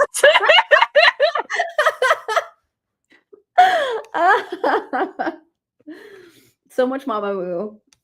As it should be. As it should be. I agree. I love Blackpink when they first debuted, but once they got more popular in Western style world, didn't like them, they lost that some. Yeah. I feel like once they started focusing on like getting Western awards, it just changed. Yeah. Yeah. My parents think I'm weird for acting on my brain fan fiction, so if it live your best life, okay? Yeah. Acting, actually showing emotion. Dreamcatcher screen. You get it. Yes. Yes. It's such a good song. So good. So good. It's probably so good. Hwasa, so good. Sunmi. Chungha, classic. Chungha's for the queers. She is. She is. You just look at her and you're like, all right, okay. Yeah. And a CLC, I still follow. Oh my gosh, what's the one member who's I still follow on Instagram, and she's still pretty active, even though they disbanded. Oh my god, I can't remember her name. Oh, Orange Caramel. I love that one so much. It's so I love that wild, song so like, much. The vibes are so good. Oh my god. That music video is live. Yeah, exactly. I watched it an unhealthy amount of times. I watched it and I was like, listen, if this doesn't go on my playlist, I'm actively doing something wrong. Yeah, opposite of Zoomies disable. Oh no, I'm sorry. It's okay. We will do zoomies for you. Yes, we can do zoomies. You can observe us like animals in a zoo because we would feel honored being observed by you. I know. Oh, you know the choreography. Nice. That's Hell okay. yeah. Do what you gotta do, Katie. You're always welcome. We love Chungha. Yes. Yes. Helicopter song. Good song. I don't agree with who said that song. It's so good. It's actually the song that got me into CLC. That one and Black Dress were the two songs that got me into the band in the first place. Yes. So I will fight everyone personally. Yeah. Oh, great. Good choices. Oh my god, old school. BB, I love BB. She is so good. She's so good. Her texts, like her lyrics are so good. Mm-hmm. Like Animal Farm and the music video for Animal Farm is my sexuality. I watched that for the first time and I was like, if I wasn't gay before that, this would have turned I'm me gay now. Great. So good. Oh, so good. If you haven't watched it, by the way, she, like, for anyone in the chat, she is, like, Animal Farm itself is named after the book by George Orwell. And so in the scene itself, she presents herself like a trussed up animal on a table ready to be eaten. Mm-hmm. And she's surrounded by people who have pigs masks. For those of you who haven't read 1984, this is Animal Farm. This is because Animal Farm takes place on a farm where the animals start organizing after the farmer has died. Mm-hmm. And we start with communism and we end with not communism. Mm-hmm. And the animals that take the lead in the farm are the pigs, actually. Mm-hmm. And so the reason that they're wearing pig masks is because of that scene in Animal Farm. Mm-hmm. And then she just starts slaughtering all of them. And I think that's hot. Oh, it's so good. I love that music video so much. Love it. Queen Card is good as well. Yes. So what are we rating Sylla's playlist? A+? A plus, A plus. She can share mine. That's okay. That's okay. I'm sure it's good. I'm sure it's a good playlist. Yeah. This is fun. I haven't talked about K-pop like this in so long. I've been mostly making my friends to like girl groups. I'm waiting accepted for my disability status. Oh, I hope that comes through soon. 10 of 10. Yay! Yay! Success. Oh, yay, everybody's just 10, 10.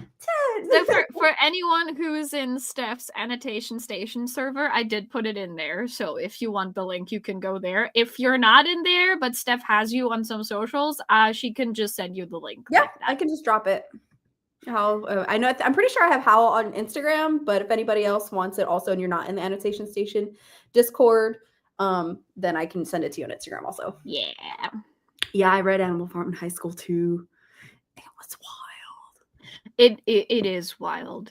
I think the one sentence that still sticks with me, because we ironically use it all the time, is the everyone is equal, but some are more equal than others. Because that's a classic. If that is not the most important sentence of the entire book, I don't know what is. That and the last one, which I don't remember the full English wording because I read it in German, but I think it's something along the lines of like, they looked between the pigs and the humans and they couldn't decide which was which. And I was like, oh, all right. Muted. That's okay. I know Discord can be a lot sometimes.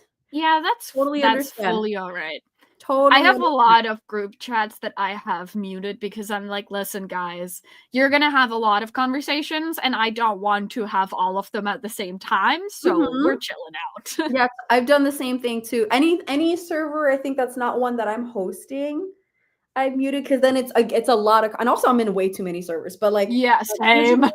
I'll check them maybe like once a day for the ones that are not the ones I'm running myself. But also if I see the little red thing that's like added, then I'll definitely be like, oh, okay, time for me to check back in. Because like everybody's talking. Exactly. It's like an update or something. Totally. Yeah. Not a fan of the gurgles with cutesy concepts. Mature concepts. Yep. I get that. Valid. I have a similar thing for me. And for me, it's also not just the concept itself, but also how they then do the songs. Because I feel like a lot of the like cutesy style ones do fall into this like, I like to call it wishy-washy style. Because it just feels so washed out. It feels like there's nothing happening music-wise. And like, I'm not trying to say that every group has to be super great when it comes to their music or their riffs or their lyrics. But I like some pep in the songs. And a lot of those cutesy vibe ones don't give me the pep that I'm looking for. Yeah. So. Valid. That's valid. And also, this must have been an experience. Sure sounds like. Look at that. I was also suspicious that Animal Farm wasn't big for me even after my teacher. But I still found it interesting, regardless. Yeah. Oh, actually, Steph, do you remember the book that I read some like lines from for TikTok? For TikTok? Yeah, the one that was talking about a fascist state and everything. Yeah. So really funny thing that I learned about that one. So the book itself is by the Strugatsky brothers, who also wrote Monday Comes After Saturday, right? Yep. And so I finished it. First of all, it was really good. But second of all, something that's really, really funny is in a lot of their works, the Strugatsky brothers were actually criticizing a lot of what they found in current day Russia, aka the current Soviet Union that they were part of, right? Because they essentially witnessed almost the entirety of the Soviet Union up until its fall. They actually survived past that. But the funniest thing is, obviously their work had to be censored because everything in the Soviet Union had to be censored. Right. But the reason that they still escaped censorship despite having heavy political critique in their works is because, get this, Brezhnev, who was in control of the Soviet Union at the time that they were mainly writing their works, couldn't ban their stuff because on paper, the Strugatsky brothers essentially used all of the ideals that the Soviet Union was on paper striving for. So if Brezhnev had basically said no one can read them anymore, he would have had to admit in public out loud that the Soviet Union wasn't doing what it told people it wanted to do.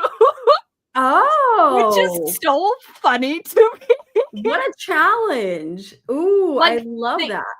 because I've read that book, and I do think that they go into like a similar direction of like everyone should share, and people should be their best self, people should strive to be their best selves and stuff like that. And you're just over there like, okay, you know what? Brezhnev could do nothing about them, because if he'd done that, he would have admitted immediately that the Soviet Union was a failed experiment of communism. Yep. That is wonderful. I love that so much. That is so funny. So funny. Appreciated for its time, though. Understandable. Well, I love Dreamcatcher so much because they're different from other groups. They have an edge. So fierce. Yeah, they have that, like, I don't think it's, I guess it could fall into girl crush, but this is not girl crush. It's more, like you said, an edge. Yeah. To them. Yeah. I think so too. Yeah. Being queer. Real. We're glad. Yes, we're so glad, because that means then you're here. Exactly. Yeah. Evangelical. I don't even want to open that can of worms, because I'm like, oh. Let's not do that. Okay. Should we do another sprint? Yes. Okay, hold on. I need to organize, because I'm pretty sure I'm gonna finish the part that I still want to read of this one in that sprint. So I need to think about what I want to do after that. Okay. So we have a few options, obviously. I could read Wind and Truth. Okay. You know I'm probably not going to vote for that, but if you want me to be... That is exactly right. If you want me to be your accountability buddy, I can do that. No, please don't.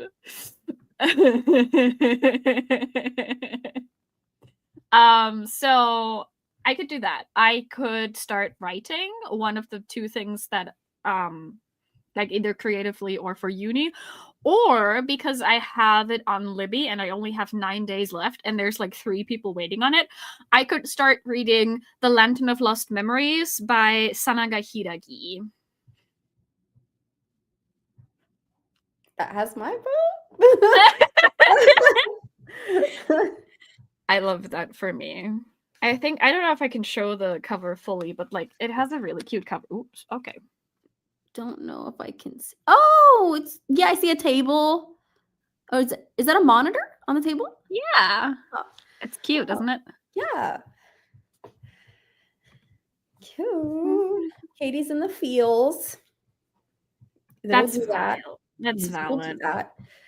Sylla, Howell wants to add you somewhere so they can share with you. Sure, absolutely.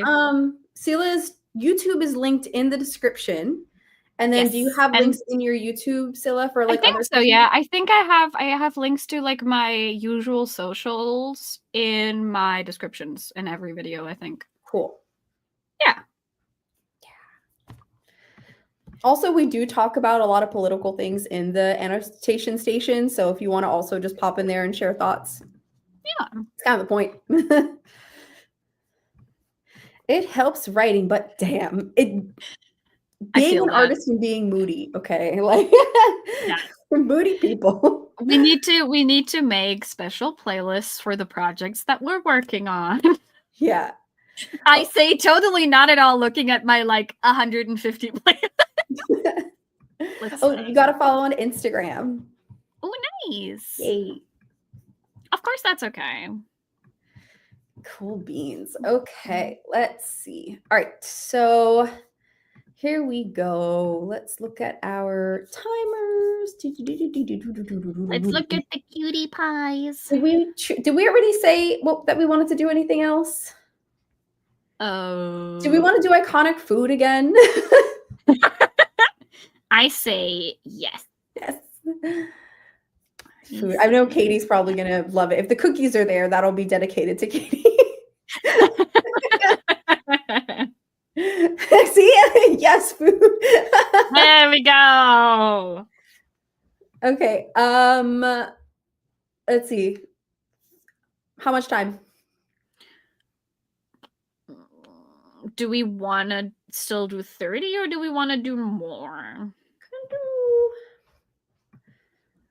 Let's do I mean, it. what do you want to do in next sprint? Maybe we should start You know there. what? What am I doing? Oh, I think I'm gonna try to take a picture of my artwork and maybe try to do a little bit of paperwork, and then also have to like work on the book review and like put in my ratings and stuff for finishing the book I just finished. So, you know what? Let's do 40 minutes. Is that okay? Yeah, that sounds good. Yeah, sure. Cool. Look at that. Oh, let's go. What do we have? The precious cookies are back. Oh, yeah, girls. My first ever comment for Nat, funnily enough, was just a long ass comment about how gay Match Blossom Valid. is. Valid. I think that's a good way to I don't start a know your conversation. Instagram. Oh, it's also linked in the it should also be linked in the description. All of my socials are linked in the description. Yeah. So I put like Bookstagram, Book Talk, Goodreads, Storygraph, Discords, all of it. Should automatically be there. If it's not, let me know, but I should automatically be there. So I have a feeling I know which one Katie's gonna vote for, but like that's just a feeling. It's just a feeling. You have returned. Great. Going for the baked potato. I'm feeling the pie. I'm feeling the pie.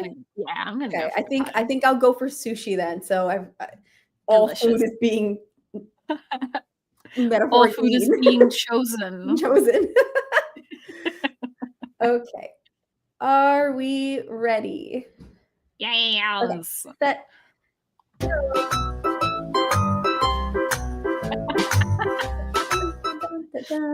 Okay, see you in a bit. Stunning.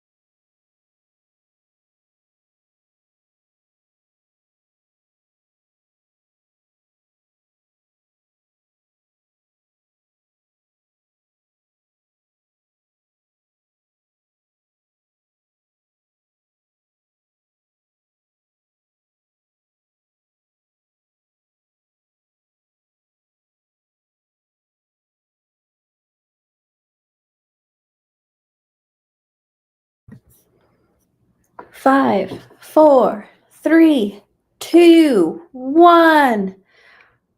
Cookies for the win. Let's go. I think this is the outcome that Katie deserves. Yes, Honestly. this is the outcome specifically for Katie. That's why. Yes. My beloved, it gets me every time. It gets me. Oh. All right. Oh, big Yay. How we doing? Well, I finished the part here. Woo! So we are now at a very cozy 69%. Nice. Very nice. And I made it 24% into Lantern of Lost Memories. Nice. It's really cute, actually. So it's basically about this guy who kind of like, he's like situated between our world and the afterlife. And so when people die, they go through his station, basically, and he presents them with photographs of important days of their lives. And they get to choose the photographs that are supposed to go on their lantern. So, you know, the thing that supposedly flashes before your eyes before you die. They get to choose the memories they want to put on that lantern. And if one of the photos looks very blurred because it's a memory that, you know, the people have been revisiting a lot, but they really want to know what this one was about, they really want that one to go on the lantern, they can go back in time just this once and retake the picture while reliving that past moment, basically. Cool. I love that.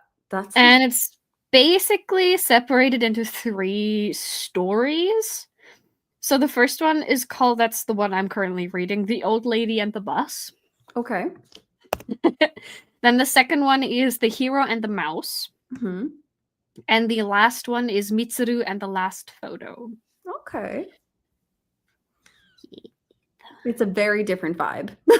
Very different vibe. What you were just reading. Like in this one, we just had Danzo completely tweak out and possess a beast and kill people. Yeah. Which, well, okay, technically he maimed them, I guess, but I don't know. More violence. Went from so much violence. And then this one is a cute old lady who got to be 92 years old, who's currently revisiting her memories from 1949. Oh. Okay, let's see how everyone in the chat did. Listening to number 17's yelling instead of singing karaoke is a vibe. Yelling instead of singing in karaoke is a vibe. That's how you do karaoke. That's like even if you have a really, really good singing voice, that is not what you present in karaoke. Karaoke is not about impressing people. No. It's about destroying your vocal cords. It's about being so far off that it's actually impressive. So you're not bad at singing, quite the opposite. Well, I'm saying I like to be bad at singing. Just yes. A perfect time to read Omegaverse. Yes. We love that for you. Is it ever a bad time to read Omegaverse, though? No, it is not. It's also never a bad time to write it. Yes. Hi, how are you? Thanks for coming. Reading Les Mis. Ooh. Oh, there's this Discord chat, right? Because I think I heard someone in Annotation Station or something talk about this, right? Isn't there a Discord chat? It might have been same. Maybe. Yeah. And we're working for a buddy read. Look at you being a busy bee. We love that for you. I never judge, but what is Omegaverse? Oh, how wants me to explain? Okay, hold on. I feel like we can tag team this. You know? Tag team this, please. Okay, so first of all, Howard, I love that you found a cute dragon Omegaverse. Where? 10 out of 10. I think it's the latest comment.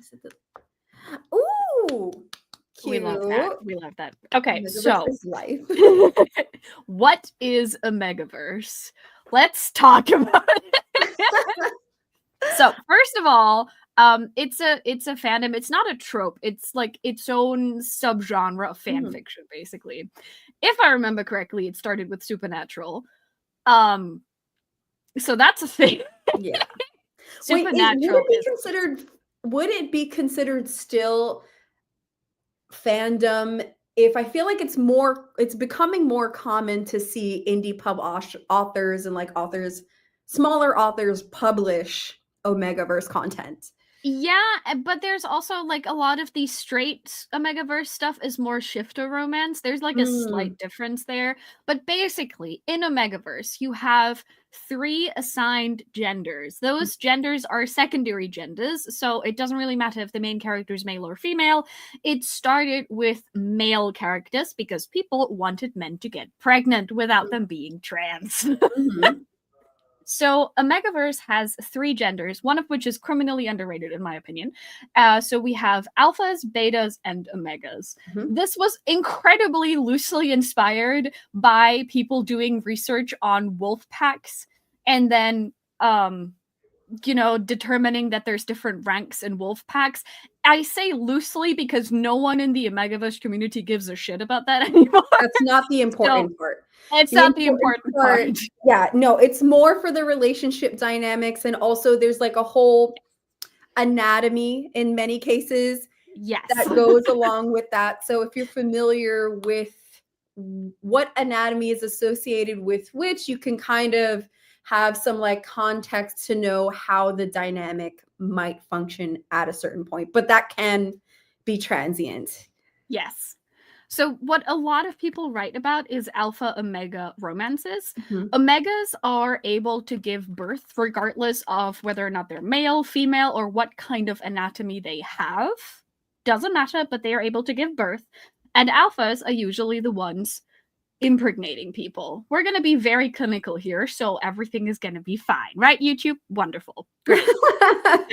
YouTube, don't. Now, this is educational. This is educational. I mean, this is educational. Everything is political, but you wouldn't be wrong. I think what's really interesting is, yes, to a certain degree, some people like to call Omegaverse like basically just erotica content, but I do think like the deeper you go into Omegaverse, no pun intended, the deeper you go, the more you discover about people making very astute gender observations, which I think is the fun side of Omegaverse. Like when we start talking about gender euphoria, gender expression, and how that works together with having a secondary gender assigned to you by your anatomy.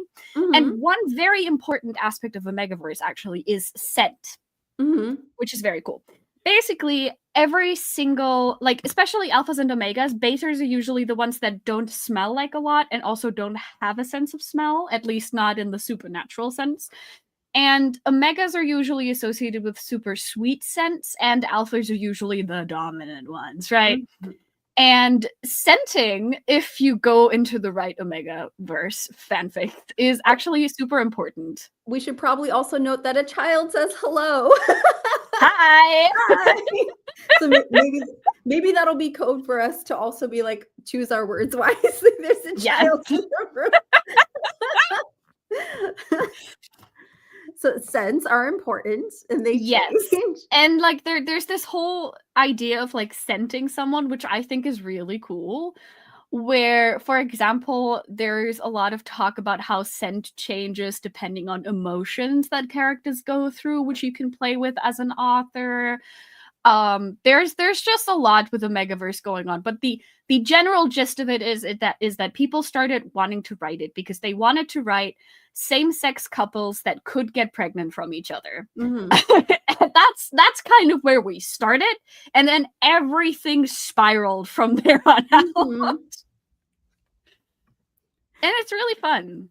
Yes, it can tell you so much about the world. The world building can be so good. Welcome to Or you can just use it to be horny. Like, you know, multitudes exist within the Omegaverse. So it's like Jacob Black from Twilight. Deeper than that.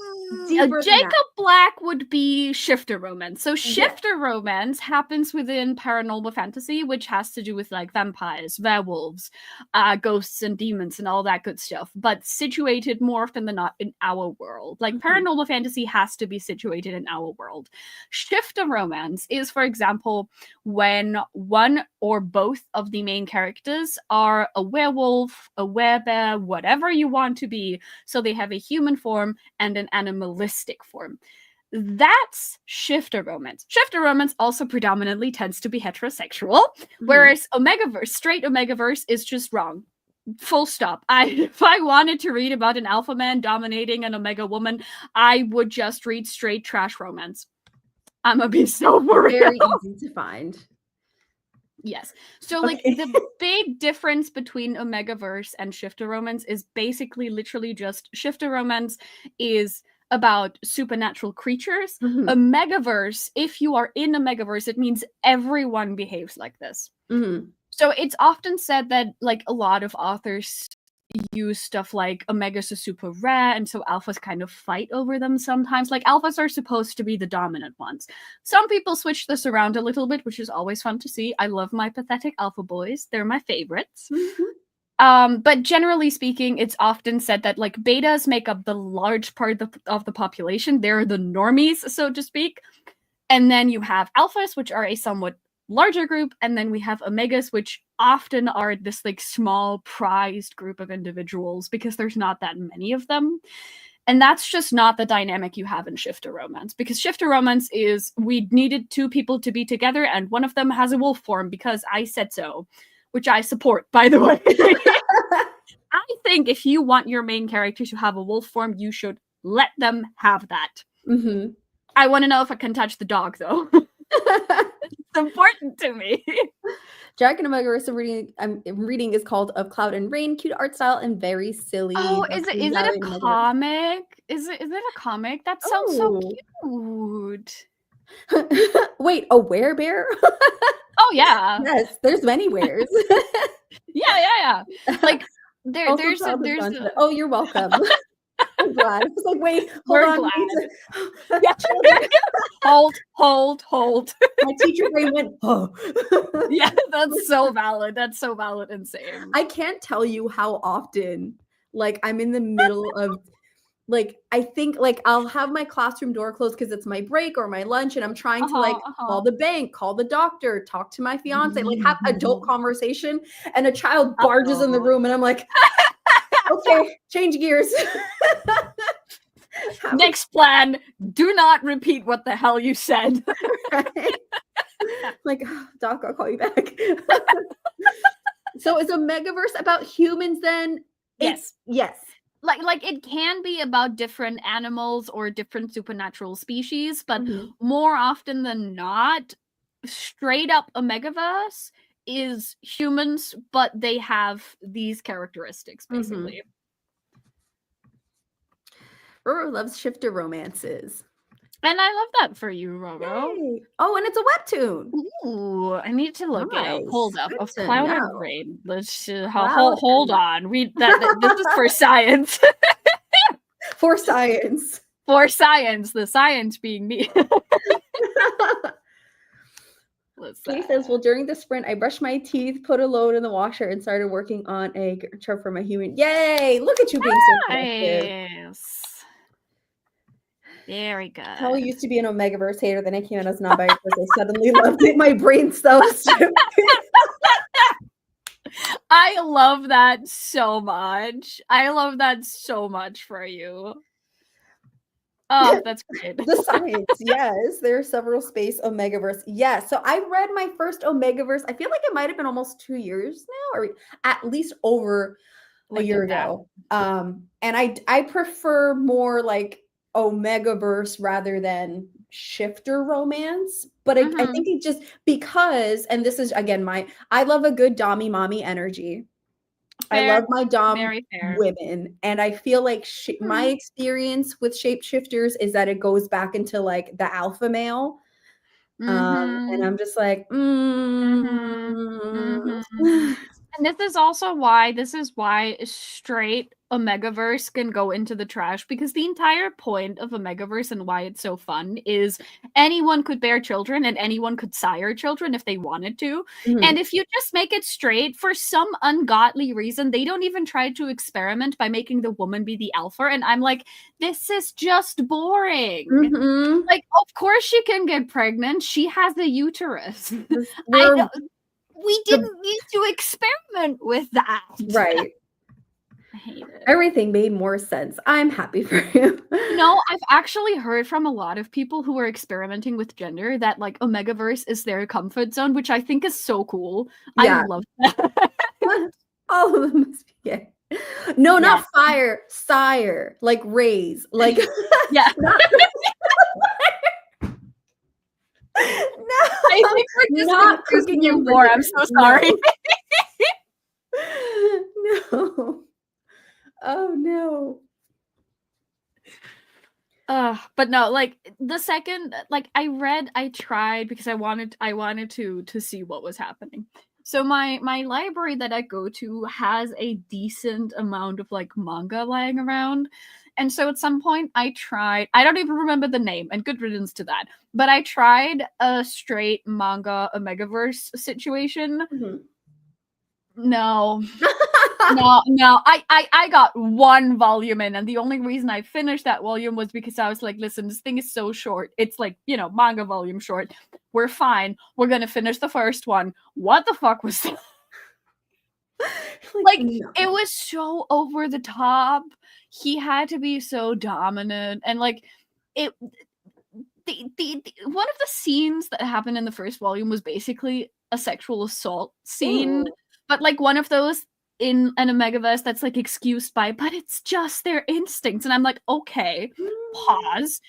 I am fine with reading that in a fanfic when I've been prepared for that, because fanfiction gives me the tag sexual assault. Right. You didn't give me that. You said this was Omegaverse, and then you went with that. And I think in straight romances, there is like we have so many men, dominant men in straight romances that just give me a violent ick, and I'm just over here like, no.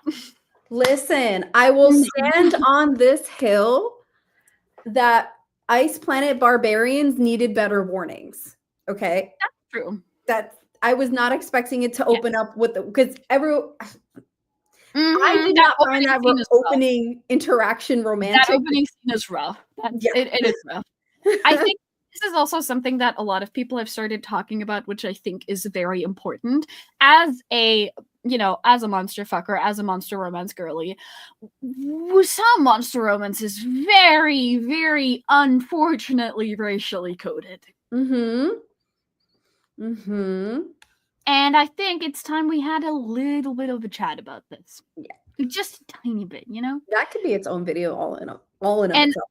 And I think this is what then happens with the Omegaverse thing if they make it straight, right? It just falls back into these misogynistic tendencies where I'm over here like, listen, we already have that.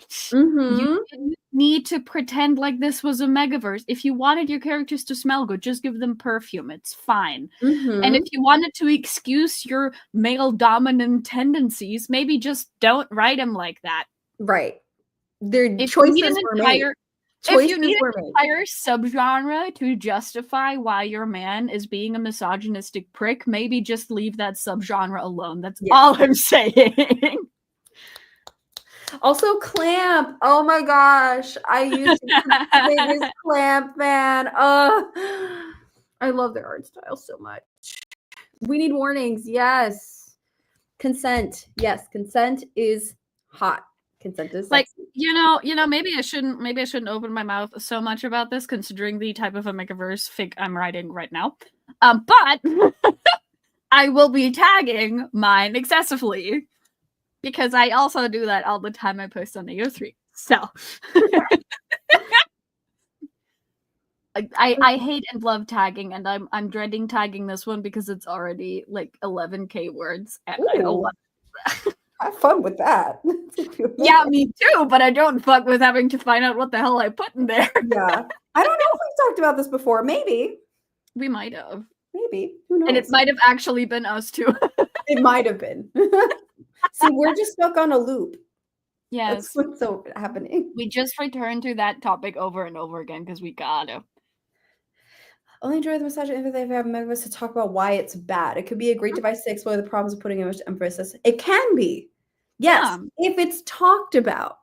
But Ice Planet Barbarians, I'm just going back to that because that's at the forefront of my mind. It's not an example of Omegaverse by any means. But it's just like, that What do you mean that you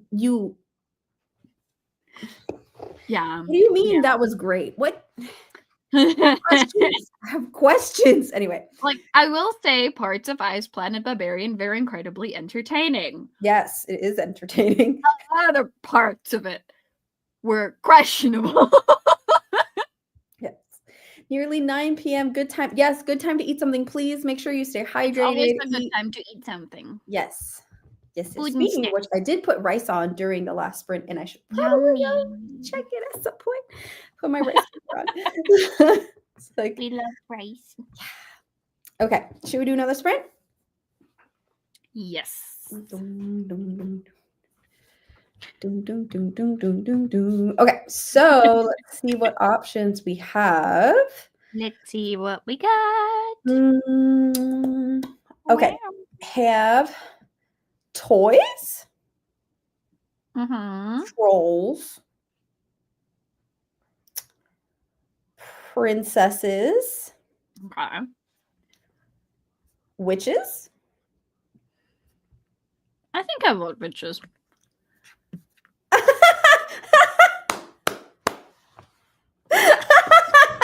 I mean, I can do that. The demon elephants. Is there a rabbit option? I don't. Let me check. Let me check. I do not see a rabbit option, unfortunately. That's sad. Sad. That would be cute. I see ladybugs and I see puppies and stuff, but Puppies. not that. Okay, so we have a request for elephants. So I'm gonna do the elephants. Okay. Oh, and if you while I set this up, if you have any recs for Howl. Ooh. Obviously, now I've forgotten every single thing that I've ever read. But there was this one. It was actually straight, but I did enjoy it. I think it's called the Mabon Festival or something. Hold on. Let me go check that. It's on my Kindle. Let's go.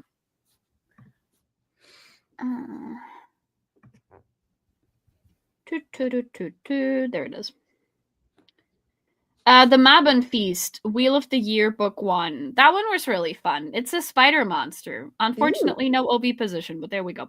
If you want monster erotica short stories, I can recommend Dulce Monstrum by L. Porter. I really enjoyed that one. If you want an erotica short story that is kind of like focused more on the monstrous aspects than entirely on the sex part, you absolutely have to check out The Lady of the Lair by Lads. Delicious. I mean this literally. There is a lot of eating involved involuntarily, but it's very good. It's very good. Gas, I'm gonna rant about it on Twitter. How dare we? Okay. Are we ready for some elephants? Elephants. I love the elephants. There they are. I love them. Choose your buddy. I think I'm gonna go with one. One. Yes. Cute. He looks so adorable. It's like the blue one. I think that's number 4. It's the bluish one. I'm gonna go with number 2. Nice. I respect the energy. I respect it from afar, though. Valid. That's valid. And real. Number 2.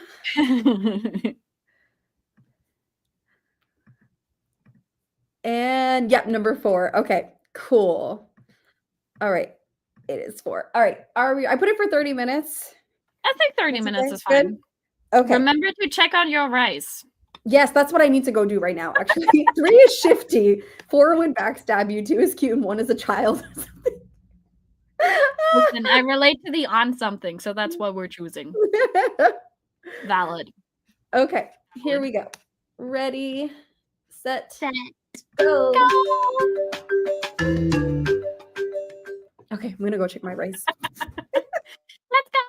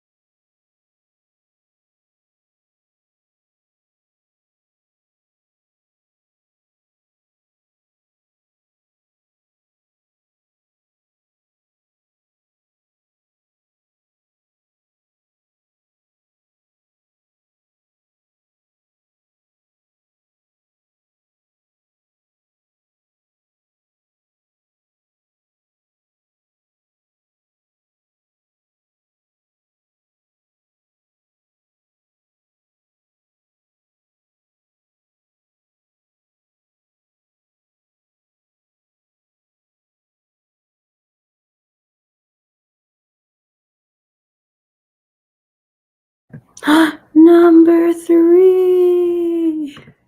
The little hop. Ooh, look at them. A happy dance. Happy Yeah, dance. yeah, yeah, yeah. Cute. Woohoo. Woo. All right. How we doing? Totally agree. One with so much purpose on its stride. 4 kind of makes you think it's besties, but the elephant. Number 4. What's wrong with me sitting here side-eyeing cartoon because it makes listen, we side-eyed anything that makes me think of that. Not even a human, okay? Like Yes. robot Yes. is too kind. Let's not put that on the robots, okay? Let's not do that. Robots are better than that.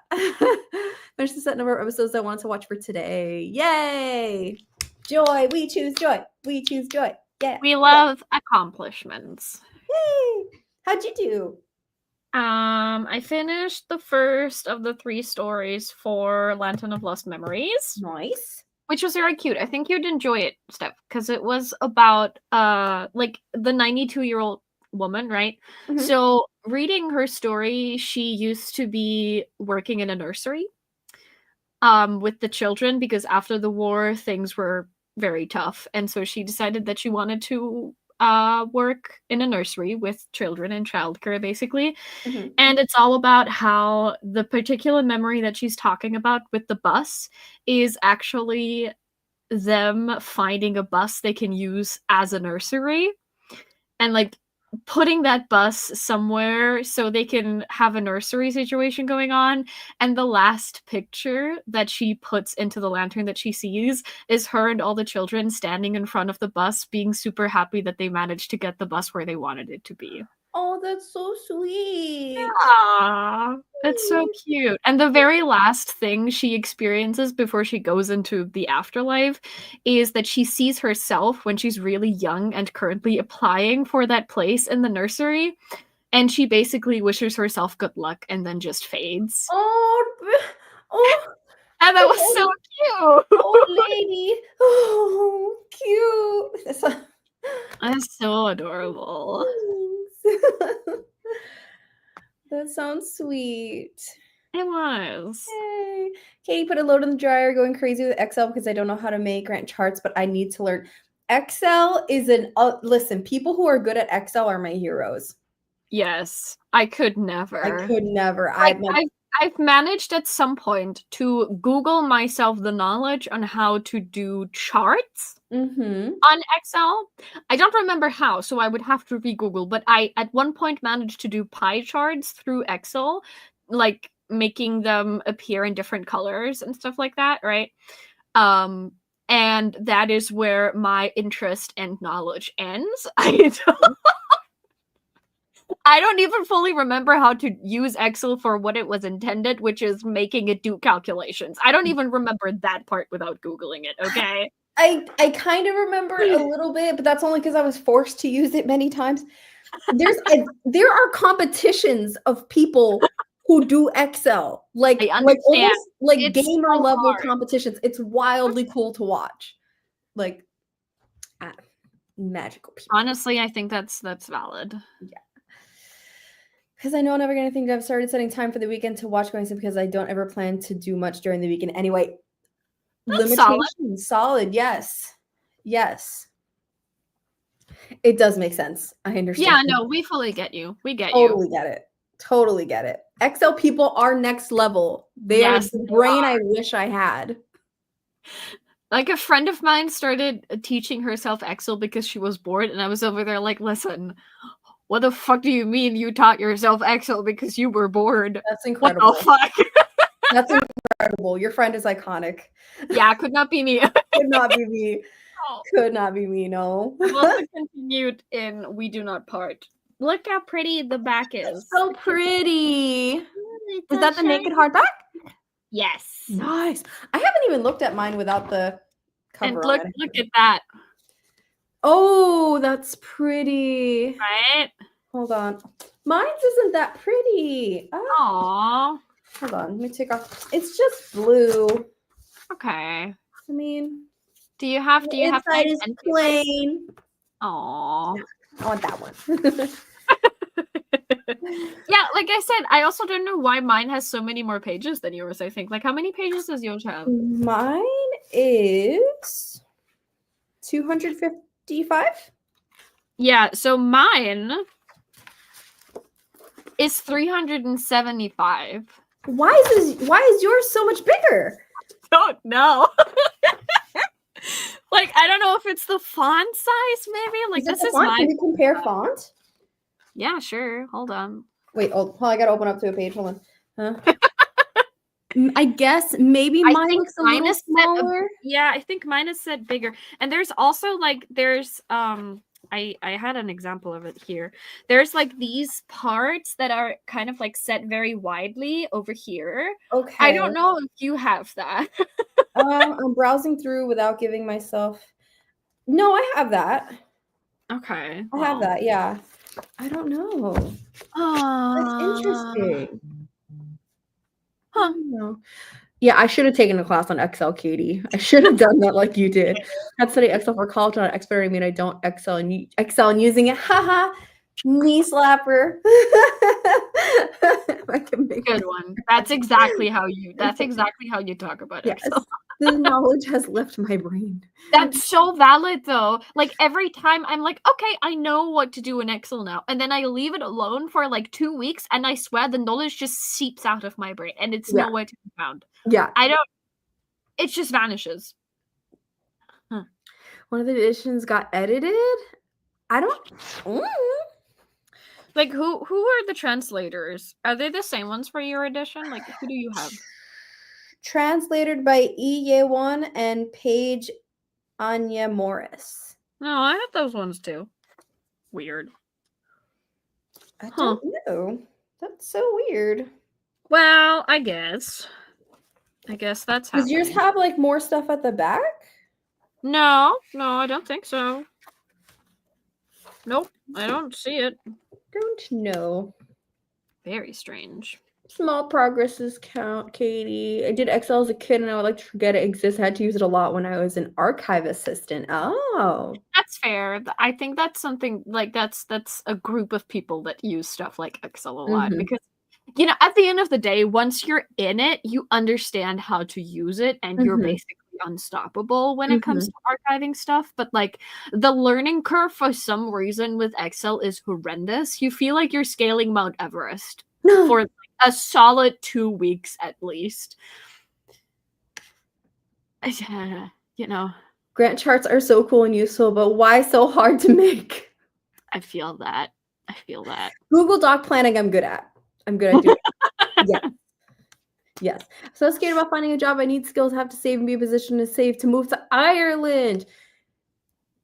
Excel is a good transferable skill. Using the suites in general, you can get also. So okay, real talk for us neurodivergent girly pops. I understand that this is incredibly hard to accept, but when jobs say that they're looking for skills, they're not looking for skills. And I know that sounds horrible because it doesn't make sense in my brain either. Why are you saying that you want the skills? They don't necessarily want you to have tangible skills.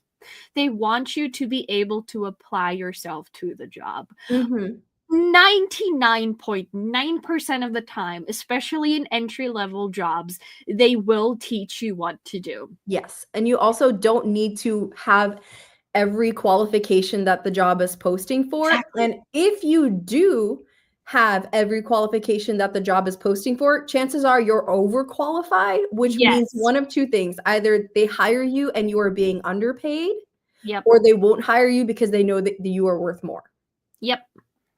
And also, I don't know why they're so weird. It fucks with me too. I know. Like I've applied to so many jobs and like they were smaller jobs, but still. And like the job that I currently have, I'm a game master for a VR escape game situation.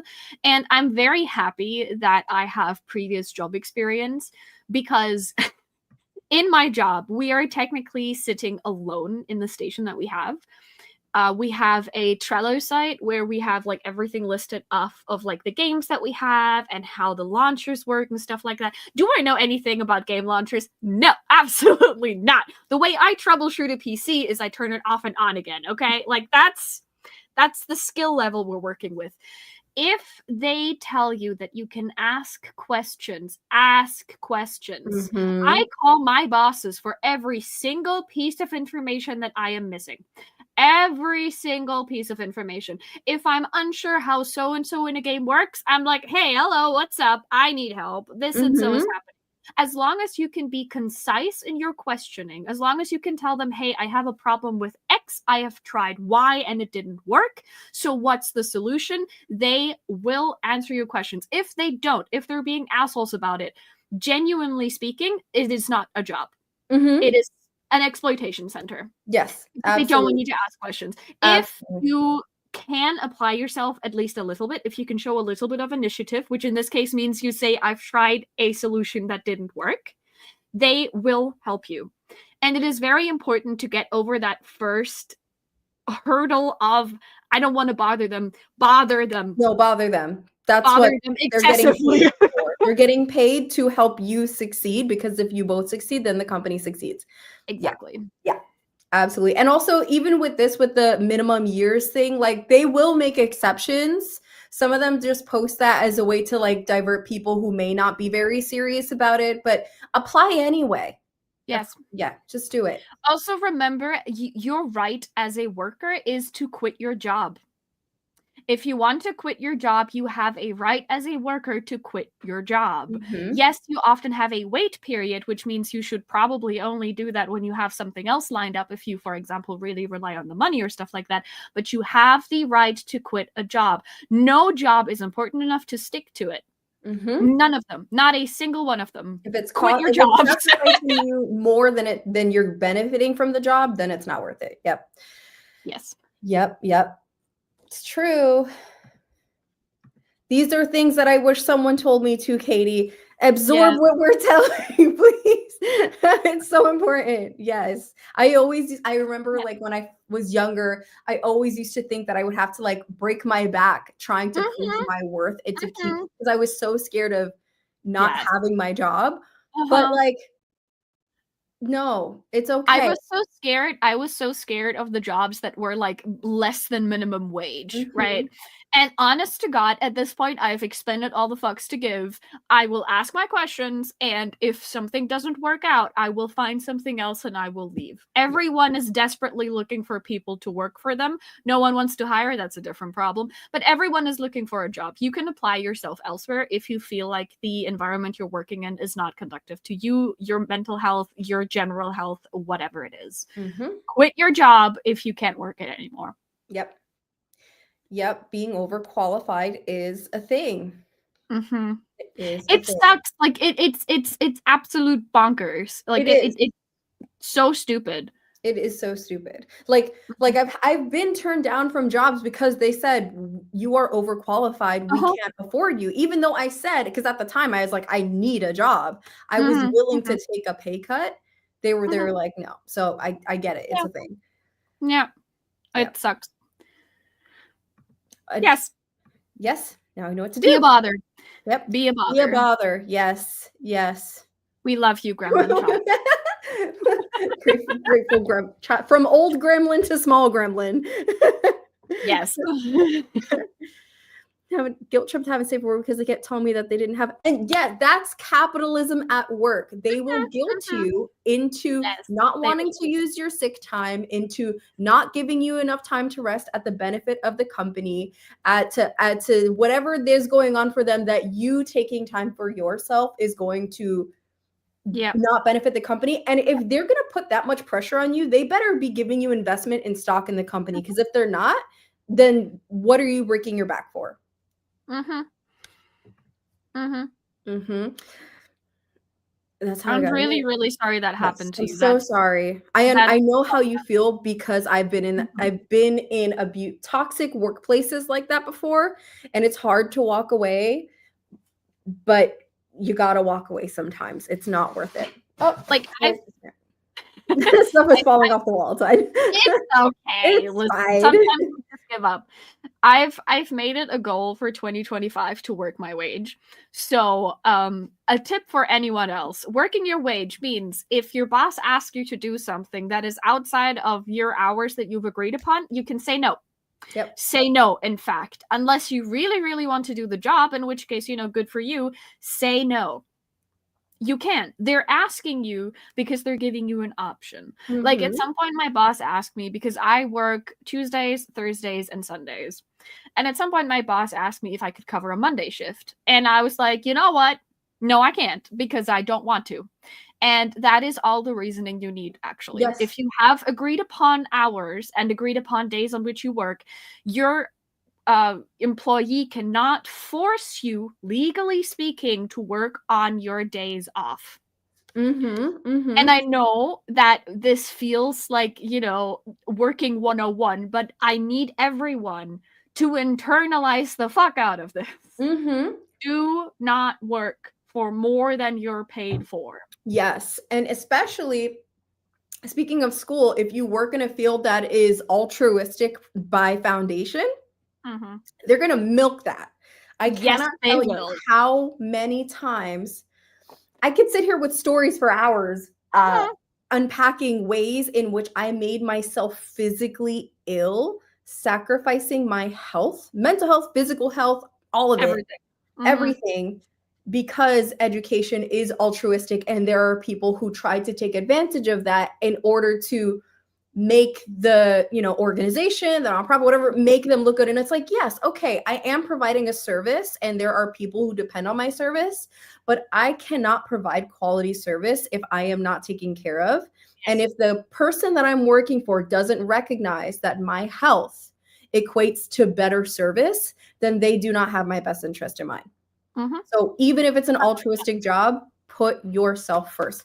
I've also done the same thing as Sylla and chosen this year, starting in this beginning of school year, but this year, to say, I'm saying no to these extra projects, because I'd rather save the energy I have to do the job I'm getting paid for and do it better than to do it mediocre and do more for less. Yes.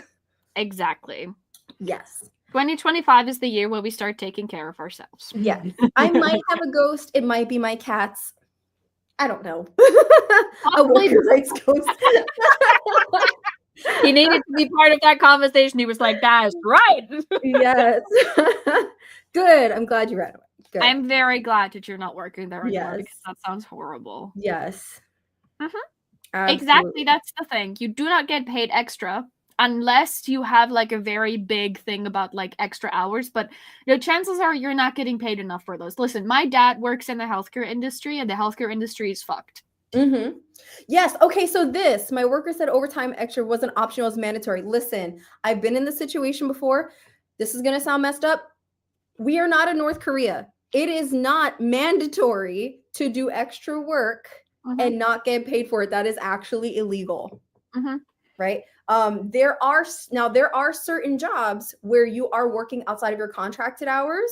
So like, for example, as a teacher, I'm a salaried employee. So my contract that I get at the start of my fiscal year includes the hours that I'm contracted for, plus certain smaller additional things that, yes, they're outside of my contracted hours. They're mandatory, but they're not extraneous.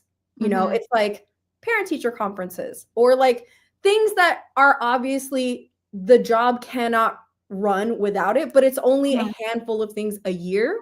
It's not a regular thing where they're expecting me to put in hours every week that I'm not getting paid for. So listen, if you have a contract, refer to your contract. But if you're not a contracted employee, if you're an hourly employee, there should never be a time where you are being mandated to work for free.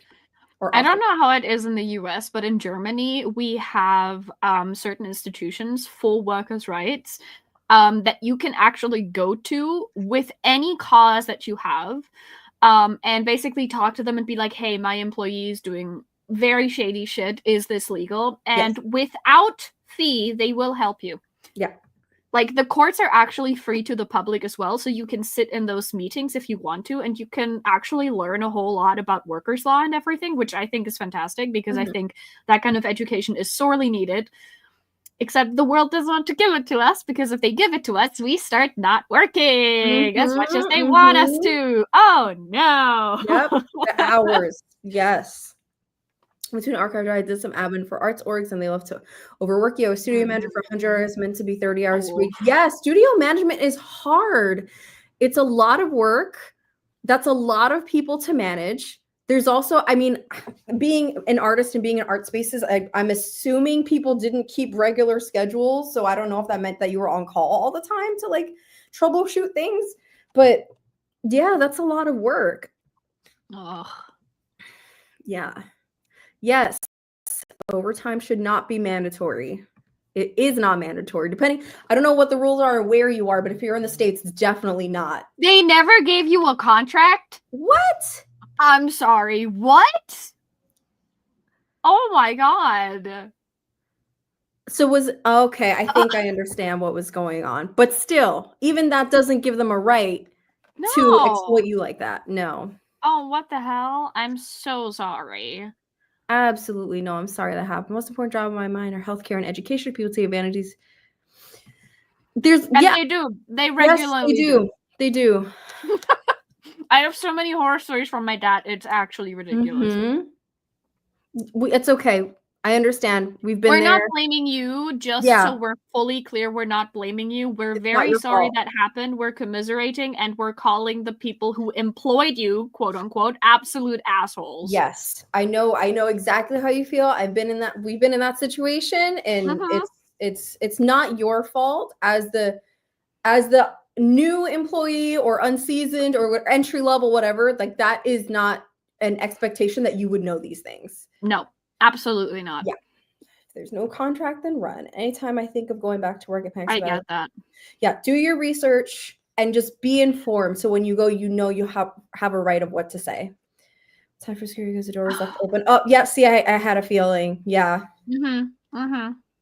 In Scotland as well, I figured things work differently, but I figured things work differently, but I still feel like it's the rules may not be that vastly different.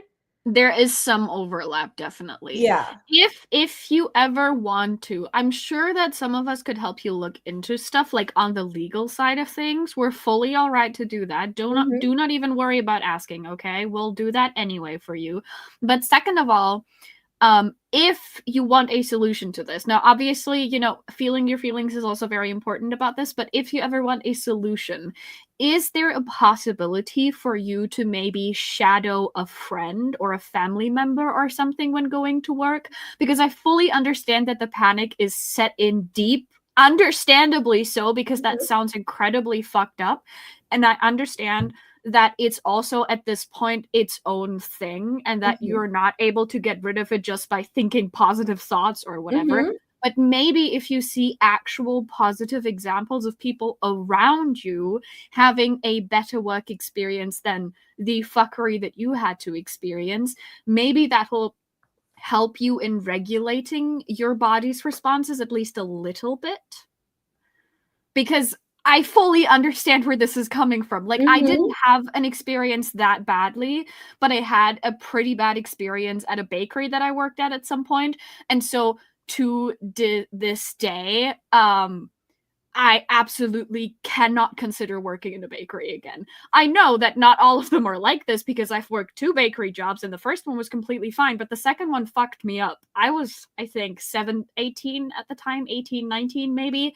Bad things happened, okay? So I fully understand that this is a reaction that's coming from very, very deep inside, and it's impossible to get rid of that immediately or completely. But I do think that like doing a little bit of exposure therapy and trying things for yourself and maybe looking at other people's experiences might help a bit to make your brain realize that not every job is this fucked. Absolutely. Yep. All this stuff from YouTube and older people telling me, yeah. No one teaches you this. Oh, that's rough. I know that there's things that go on in care homes. Yeah. Yes. Don't give these up without pay. Absolutely. Even Scotland has. Yeah, I'm sure there's got to be something. I'm pretty sure that I don't know what it is, but I feel there like has to be something. There has to be. Yeah. Oh, I can imagine. Here's not any better. Yeah, exactly. Healthcare home and healthcare worker unions because of this. Yep. Want everyone to work together and work out, at least learn laws for employment, put pressure on companies. Yes, there's a really good Instagram that I follow. It's called Salary Transparent Street, which I would recommend. They're based here in the States, but what they do is they just go around asking people about what their salary is. They ask them about contracts, and they have a podcast where they just talk about employment. Because a lot of companies, especially here in the States, will try to get people to be hush about how much money they're making so that they can unfairly pay different people different amounts of money for the same level employment. So they're a great resource if you need to do some research. But I'm glad you did it though. I'm very, very proud of you to have gotten to the point that you can admit that they were in the wrong and not Absolutely. you. It must have taken a lot out of you, and I'm very proud that you got there. That's rough too. I know what that feels like too, to need witnesses or to need people to support you and just not having that support and just kind of like having to give it up. And it's scary. It's very scary. Trust me, I understand what that feels like. It's very scary to speak up as the only person. You fully understand that. And you asked for help to be able to work through this. So that's the best thing that you could do. We're very, very proud of you. Can't wait to encourage communication on things like wages. I don't know. Yeah, no, absolutely. That's why I'm saying check out Salary Transparent Street. Their whole account is about transparency for wages. It's so important. It's a really good thing. There's a history of legal situations in which companies will try to make it seem like they can give you consequences for talking about your pay. But in the States, it's illegal. They cannot punish you. I know that this is also illegal in Germany. And like one small tip that I can give you for that, Katie, is when you start talking about wages with other people, do not be afraid to drop yours first. Basically, start with your own. Say, hey, I'm working so-and-so and I get paid so-and-so much. Like, does it look the same for you? Is it different? Because if you just ask, hey, what's your wage?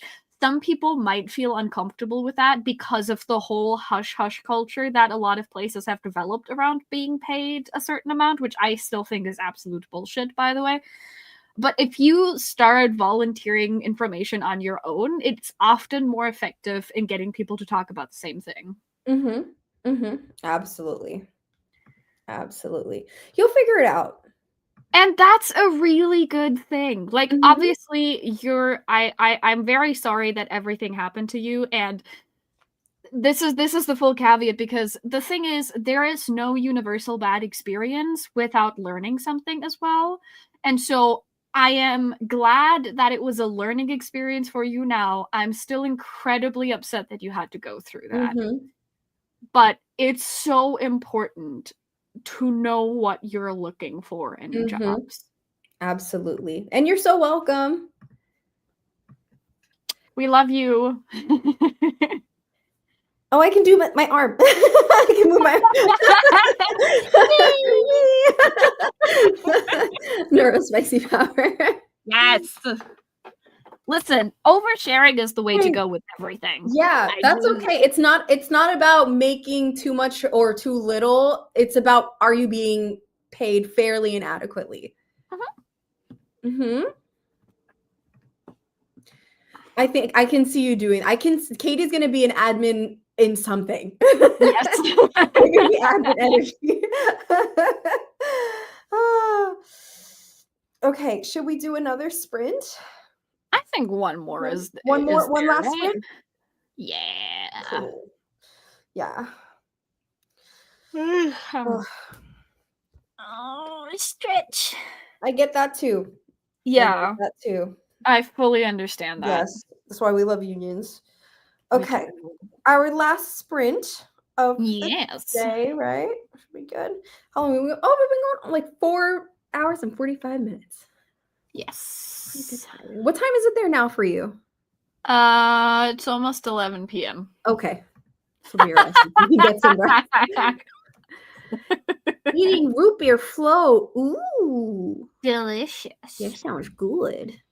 Why are we not getting some? What's happening here? Why aren't you sharing? Okay, let's see.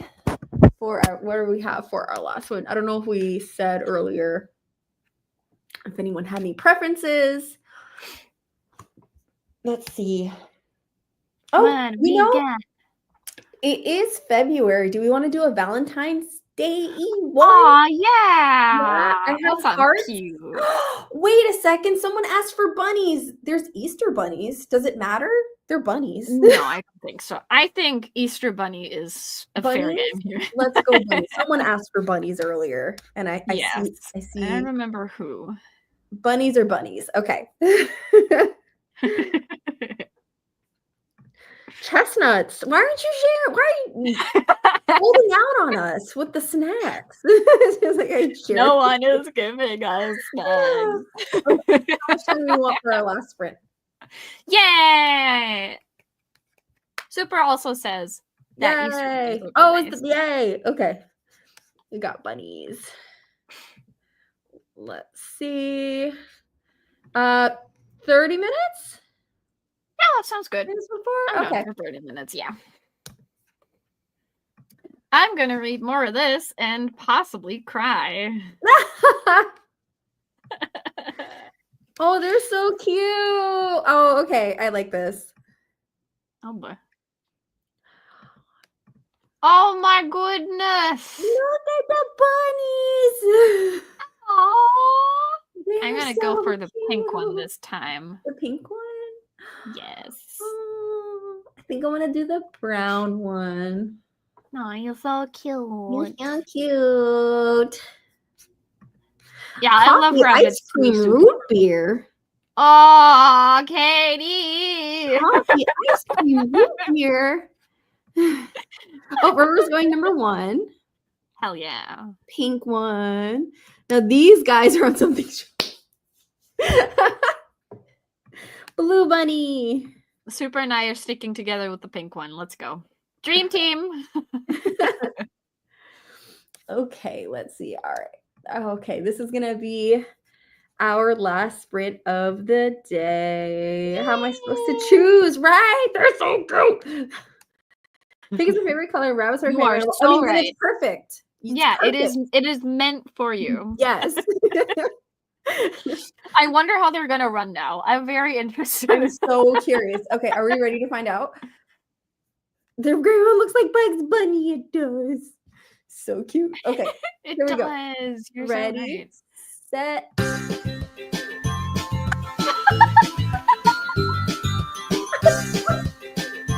Why do they look like horses? Why do they run like that? Listen, that's a question for another day.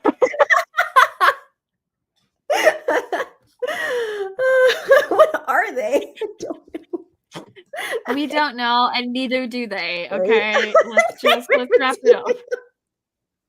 They're running like dogs. These are the weirdest rabbits I've ever seen. Okay, let's just sprint.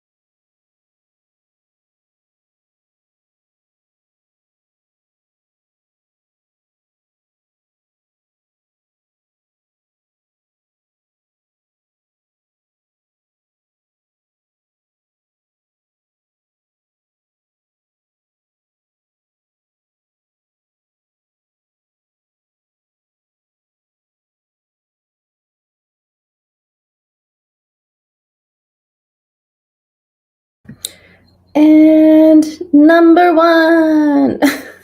It's the Gallop. I love this. So I take everything back. About? What the fuck? Wait, hold on. Wait, I wasn't expecting you to say that. I you know how I said that this is not gonna make me so sad like Human Acts? Oh, you're crying? You ready to cry? I take it fucking back. Oh, I love Hong Kong so much. Okay. Take a second, breathe. Like, okay, so I didn't know anything about the Jeju Uprising, actually. But I've Googled it a little bit now because I got to a chapter like 2 or something minutes before the sprint ended. So apparently it was 1948 to 1949, and it was in resistance to the vote for the government that was supposedly put up on the US occupied half of Korea, so South Korea, obviously. And the Workers' Party of Korea essentially rebelled against the government mandated issue. And they specifically did that on Jeju Island because Jeju Island is slightly off the main coast, obviously. And the Korean army as well as the US military forces moved into the island, and there is like apparently the numbers are not fully clear of how many people got killed, but there is an estimate that it was most definitely between 14,000 and 30,000. But there is also a possibility that the number is as high as 80,000 people killed on Jeju Island. Oh my gosh. And you have to know, for those numbers to fully sink in, even the generous estimates of 14,000 to 30,000 is 10% of the population on Jeju Island at the time. And okay, so one of the key things in this book that kind of like ties everything together is our main character's friend Inseon, who makes movies where she specifically interviews women about atrocities they've had to endure and things that happened that they've never talked about, for example. And there's these like very small moments in this book where we get to hear the actual interviews of these women, where they basically talk about whatever it is that they've experienced. Like there's this one girl who ran through Manchuria in the middle of winter to escape Japanese soldiers, for example, and lost 4 toes to frostbite. And she basically kind of like tells that story, or her daughter tells that story in that moment, if I remember correctly. And I'm just gonna okay. So in one of the last scenes is about an interview with a woman who witnessed parts of the massacre on Jeju Island. And I just want to read this part to you. This was during the military revolution, mind you, when no one so much as whispered about that earlier time. I could easily have said that we'd moved here from somewhere else, but I've never been canny like that, and I can't tell a lie. And besides, it didn't look like he was an official. From his eyes and his voice, I thought he like as not wouldn't hurt a fly, so I told him to come inside. I had him sit on the doorstep and left the gate open as he wasn't family. Then I asked him in a low voice, so as no one could hear, why was he here and what did he want to know? At that, the man became all apologetic. He was so sorry to show up out of the blue like this. He didn't mean to be a nuisance or cause any trouble. Who has the patience for all that? I said it was fine, told him to get to his question. So the man finally opens his mouth and he asks, did you see children on the beach that day? No! No, don't say that! And she did. No! And an earlier scene with that beach basically reads, where is it? Hong Kong makes me cry every time. So to relate fully to that scene on the beach, we have, after a long while, everything grew quiet and I crept over. I was shaking so hard to the door to peek out of the hole I'd made, and they were all dead on the sand, every last one. The soldiers picked them up by their shoulders and feet and threw them in the ocean, and I swear they looked like clothes floating on the waves. And then one more part about this. Sylla, what do you do now? Don't spoil it. Don't spoil it. Don't spoil it. I don't spoil it for me. You give me a week and I'm joining you. I need emotions, Steph. Spill them in the Discord. That way I can come to them when I'm ready. Oh, I have so many feelings about this. So good. Oh my goodness. The build-up was intense. a lot. Intense. Oh, the book is We Do Not Part by Hong Kong. By Hong Kong, yes. Oh, I wish I could go. Very small note. Everything Hong Kong writes is very good. From what you've heard right now, prepare yourself, because she talks about incredibly hard topics, especially Human Acts and We Do Not Part are both about real life atrocities that have happened in South Korea. And when I say that Human Acts ended me, I mean it. Yeah, both of us. This is really sad, okay? I'm not saying it's not sad. Human Acts was worse. Human Acts, we buddy read and we just messaged each other crying. Yes, we had no words left. We had no words left to describe what was happening in this book. It is really, really, really good. I recommend Hong Kong to everyone who can stomach her. Yeah. But please be careful. Yes. And Book Thief is also a classic for a reason. Yeah. Yeah. The one thing that I'm annoyed about, though, is when you read it in the English original, the German words make no sense. Oh, is that true? Yes. I don't remember. It's been like 10 years. It's set mostly in Bavaria, which is also very funny. Here, I think I see Rouge is asking. So here, I'll hold it up for you. So this is the book. So I'll hold it up and give you a second to write it. But while Rouge is writing this down, I wanted to end our sprint on a happy note. I found a really funny post as I used our sprint to get ready for dinner. And I wanted to share a funny post because I feel like it ties everything we've talked about today and brings it back full circle. I love that. So hold on. Let me find it really quick. Where is it? I pressed save on Instagram when I saw it. But of course, also someone messaged me. I feel like it might have been Rouge if you messaged me. I saw my phone does this weird thing sometimes, especially with Instagram, where I'll get a notification that I got a message and then I go to open the app and it doesn't load for like 1, 2, 3, sometimes 5 hours. So yeah, Instagram is really weird about this in general. I feel like this is genuinely an Instagram problem and not a phone problem necessarily. Yeah, I think it is. So I'm so sorry I haven't been able to respond to you, but when it loads so I can read it, I'll get back to you. One day it will let Steph read it. It's not loading my saved post right now. Come on. No, don't do this to me. Where's my saved post? Instagram. Why are you doing this? Oh, I hate it when it does that. It's the worst. Okay. Loading. We're getting there. We're getting there, Instagram. Saved. Okay. We're getting there. We go. Loading. There we go. Okay. Yay. Okay, here we go. So this is the post. It's a cat resume. I love that. And it says, so there's the picture of their profile picture for the job description. Cute.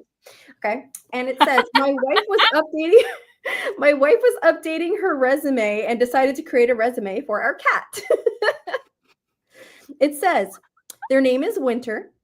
Their experience from February 2022 to present, apartment manager.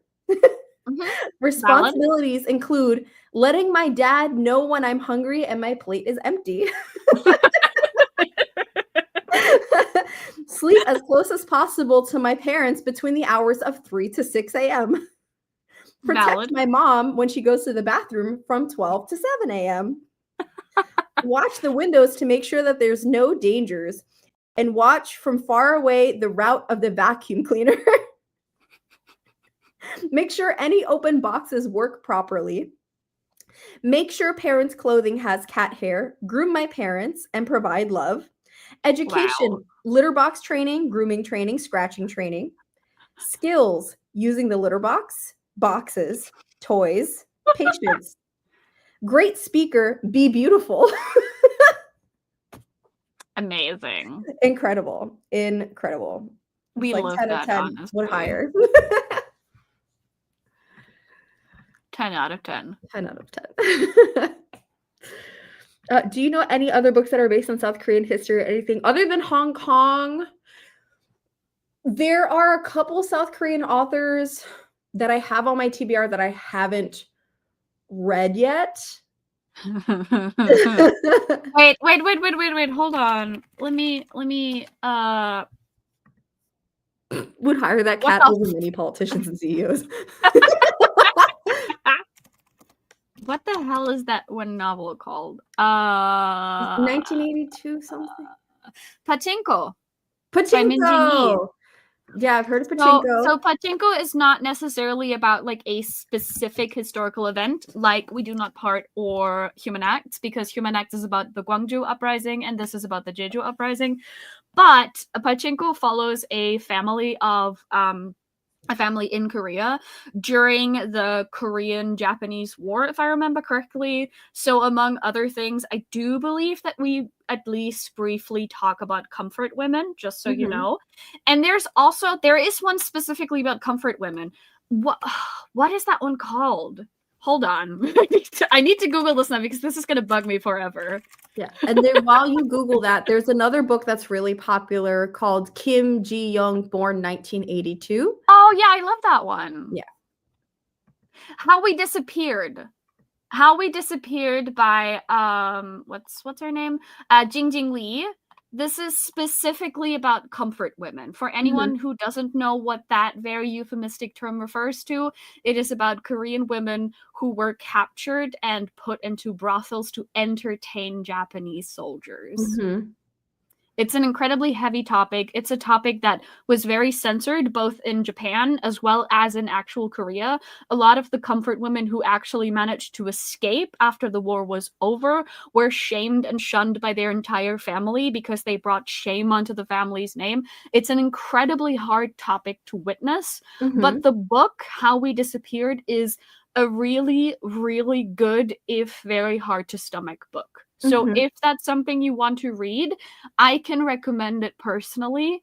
But again, it does come with all of that attached to it. So Yep. Yeah, it's very heavy. Okay. Should we start to wrap it up? Because I know it's almost midnight where you are. Listen, it's fine. Katie said, more stories from South Korea, not advocating for pretty privilege, but referring to the cat resume. Never. It's just, it's complicated. I know. Okay. It's a whole thing. It's a whole thing. Okay. Korean history is very heavy. A lot of histories are very heavy. And what's interesting to me about it is the way that certain countries, there's different variations of censorship based on that history and what is determined to be too much. You know what I mean? So but I understand what you mean. Like, I never heard about the Herero slaughter that Germany committed. Even though we talked about the Holocaust practically every year twice when I was in school. So there is, it kind of felt a little bit like, you know, like we can't really hide the Holocaust. So I guess we do actually have to educate people about this, but no one cares about Africa. Right. That history in of itself is not like, I think there was a movie done. I unfortunately couldn't watch it in cinemas, but I think there was a movie done like last year or the year before that, about specifically the Herero massacre. I'm gonna have to look that up again. Hold up.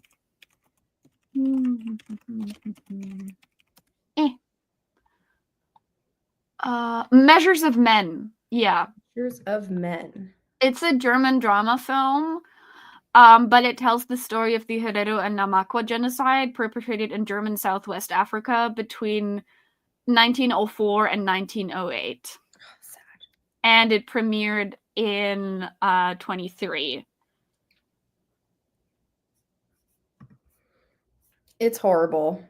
Yeah, and like the thing that is so horrible about it, in my opinion, is that it depends like on what your country wants you to remember, and that's what Mm-hmm. you're being taught, and that's what I think is so dangerous about this type of idea. Like, especially in this case, you know, I'm talking as a German person here, but especially in this case, it is so horrendous because our schools are pretty good at least teaching you the basics about the Holocaust. I've visited concentration camps when I was like 8 years old or something. It is part of the curriculum to go to at least one concentration camp in your area, whether that be a labor camp or an actual destruction camp, because there were differences there. Mm-hmm.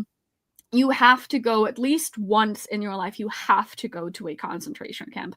I've visited 3 so far. I haven't visited Auschwitz yet. I don't think I want to because it was one of the worst. Auschwitz and Majdanek were 2 of the worst concentration camps, in case you didn't know. Fun fact, not so fun fact, the destruction camps were predominantly on Poland's side because Germany didn't want them on their side. Of course they didn't. But like, you get taught a lot of the details about, in this case specifically, the Holocaust, but we never talk about anything else. Like, for the longest time, I didn't even know that we had colonies in Africa. Mm-hmm. That's how little this country cares about Germany's colonial past. And like, we didn't colonize a whole lot of places, partially because not a lot of places were left to colonize when Germany finally got its colonizer shit together and started doing that stuff. But we were never really taught anything about that up until like way, way later. And even then it was kind of just like, yeah, like we had a few places in Africa. Like, okay, elaborate, please. And they never do. And looking back to it, it's so horrendous how many things they left out. And like, I understand you cannot teach an entire country's history. You cannot do that. There are so many details that you're going to be leaving out there. I understand that. But I just think that there's a few things we should be focusing on. Mm-hmm. And the fact that we're responsible for the massacre of 2 entire distinct tribes in West Africa might have been very important to put on the curriculum. I'm just Absolutely. saying. Absolutely. And still happening. Still happening. Yes. Yeah. Yep. And Germany is also backing Rwanda. I know this, like monetarily. Mm-hmm. Yep. I saw something. Oh, wrote an open letter about contested histories to the government and got 500. That's so cool. That's really cool. Nice. That's amazing. Are you in the Discord? I feel like that would be something good to share in the resources. If you're in the Discord and you want to share it in the please do, yeah, in the annotation station. But if you're not in the Discord and you want to share it, if you want me to share it, I could share it with people, see if anybody would be interested, because that sounds really interesting. It sounds really good. I would really like to take a look at that, honestly. Yep. There's so much to cover. There's so much. Okay, but what's the Discord? Okay, so if you go the annotation station. So it's a new book club that I started like literally a week ago. So if you go to my YouTube channel, my homepage, on the top, I have my link tree where you can see all the links to like all my platforms. And there's a link in there for you to join the Discord if you want to join. So yeah, that's why we're reading this month. So this is we do a nonfiction, and I choose a nonfiction and a fiction every month. And so we're reading this for the fiction. I just finished the nonfiction, which is Defectors Understanding the Far Right, Latinos Joining the Far Right Movements. And then we also have like resources and just are kind of talking about like contemporary issues, everything, sharing what's going on in the world stuff. Yep. That's really cool. Yeah. I feel like we've had a really good turnout in a week. I'm like, yeah, this is great. And I got to teach people about what hearts to use in the German common fiction. That was very helpful. I feel like a lot of people were like, huh? Yeah. A fun fact for the people in here who are not in the Discord. We're having elections on the 23rd. All of us don't want that. And we have a far-right party on the rise. You might have seen their initials somewhere. It's AfD. Their name spells alternative for Germany, just so you know. It's very bad. And the problem is that our parties have distinct colors, right? And because we have a lot of parties, we have a lot of colors going on. And unfortunately, you want to know what color the AFD has? Blue. So every time there's like videos about protests going on in Germany right now, and Americans enter the comment section and start spamming blue hearts, everyone's just like, okay. It's not what we think it means. This is a bit unfortunate over here. Yeah. So if you see that, you said the colors are pink and green, right? Yeah. To show support against right-wing extremism in Germany. Yes. Against the NAZIs. Yes. Post pink and green. Yes. Yes. Like I at this point I'm only using pink hearts anymore because that's our leftist party, and I'm over here like, listen, let's go. There we go. Just post pink hearts. Yes. There you go. Yeah. And yeah, so if you want to read it, I am gonna do a live talk review for this sometime. I don't know when. I'm not putting pressure on myself. I'm just like, we're having a good time. That's all that matters. Exactly. Whenever. It will happen whenever. You're welcome. I hope you can join us. Yay. Okay. And aren't they just super pretty colors too, They Katie? are. Like, come on. Pink and green slap. Why can't we be that cute? Right. Okay. Should we start to wrap it up? I think so, yeah. Okay. Thank you so much, everybody, for coming. My partner is patiently waiting for me to. We're gonna make onigiri for dinner. So exciting! I love onigiri. They're delicious. Yeah, but thank you everybody so much for coming. It's always fun to hang out with you guys, and I know these were some impromptu, random sprints. So we're just like, want to do it? Yeah, let's go. Okay. Thank you all for coming, and hopefully we'll see you soon. Yay! Yay! Thank you. Oh, have a good night, everybody. Good night. Oh yeah, right. Since you're in Scotland, it's also pretty late for you, isn't it? Super. Yes, it is. All right, bye, y'all.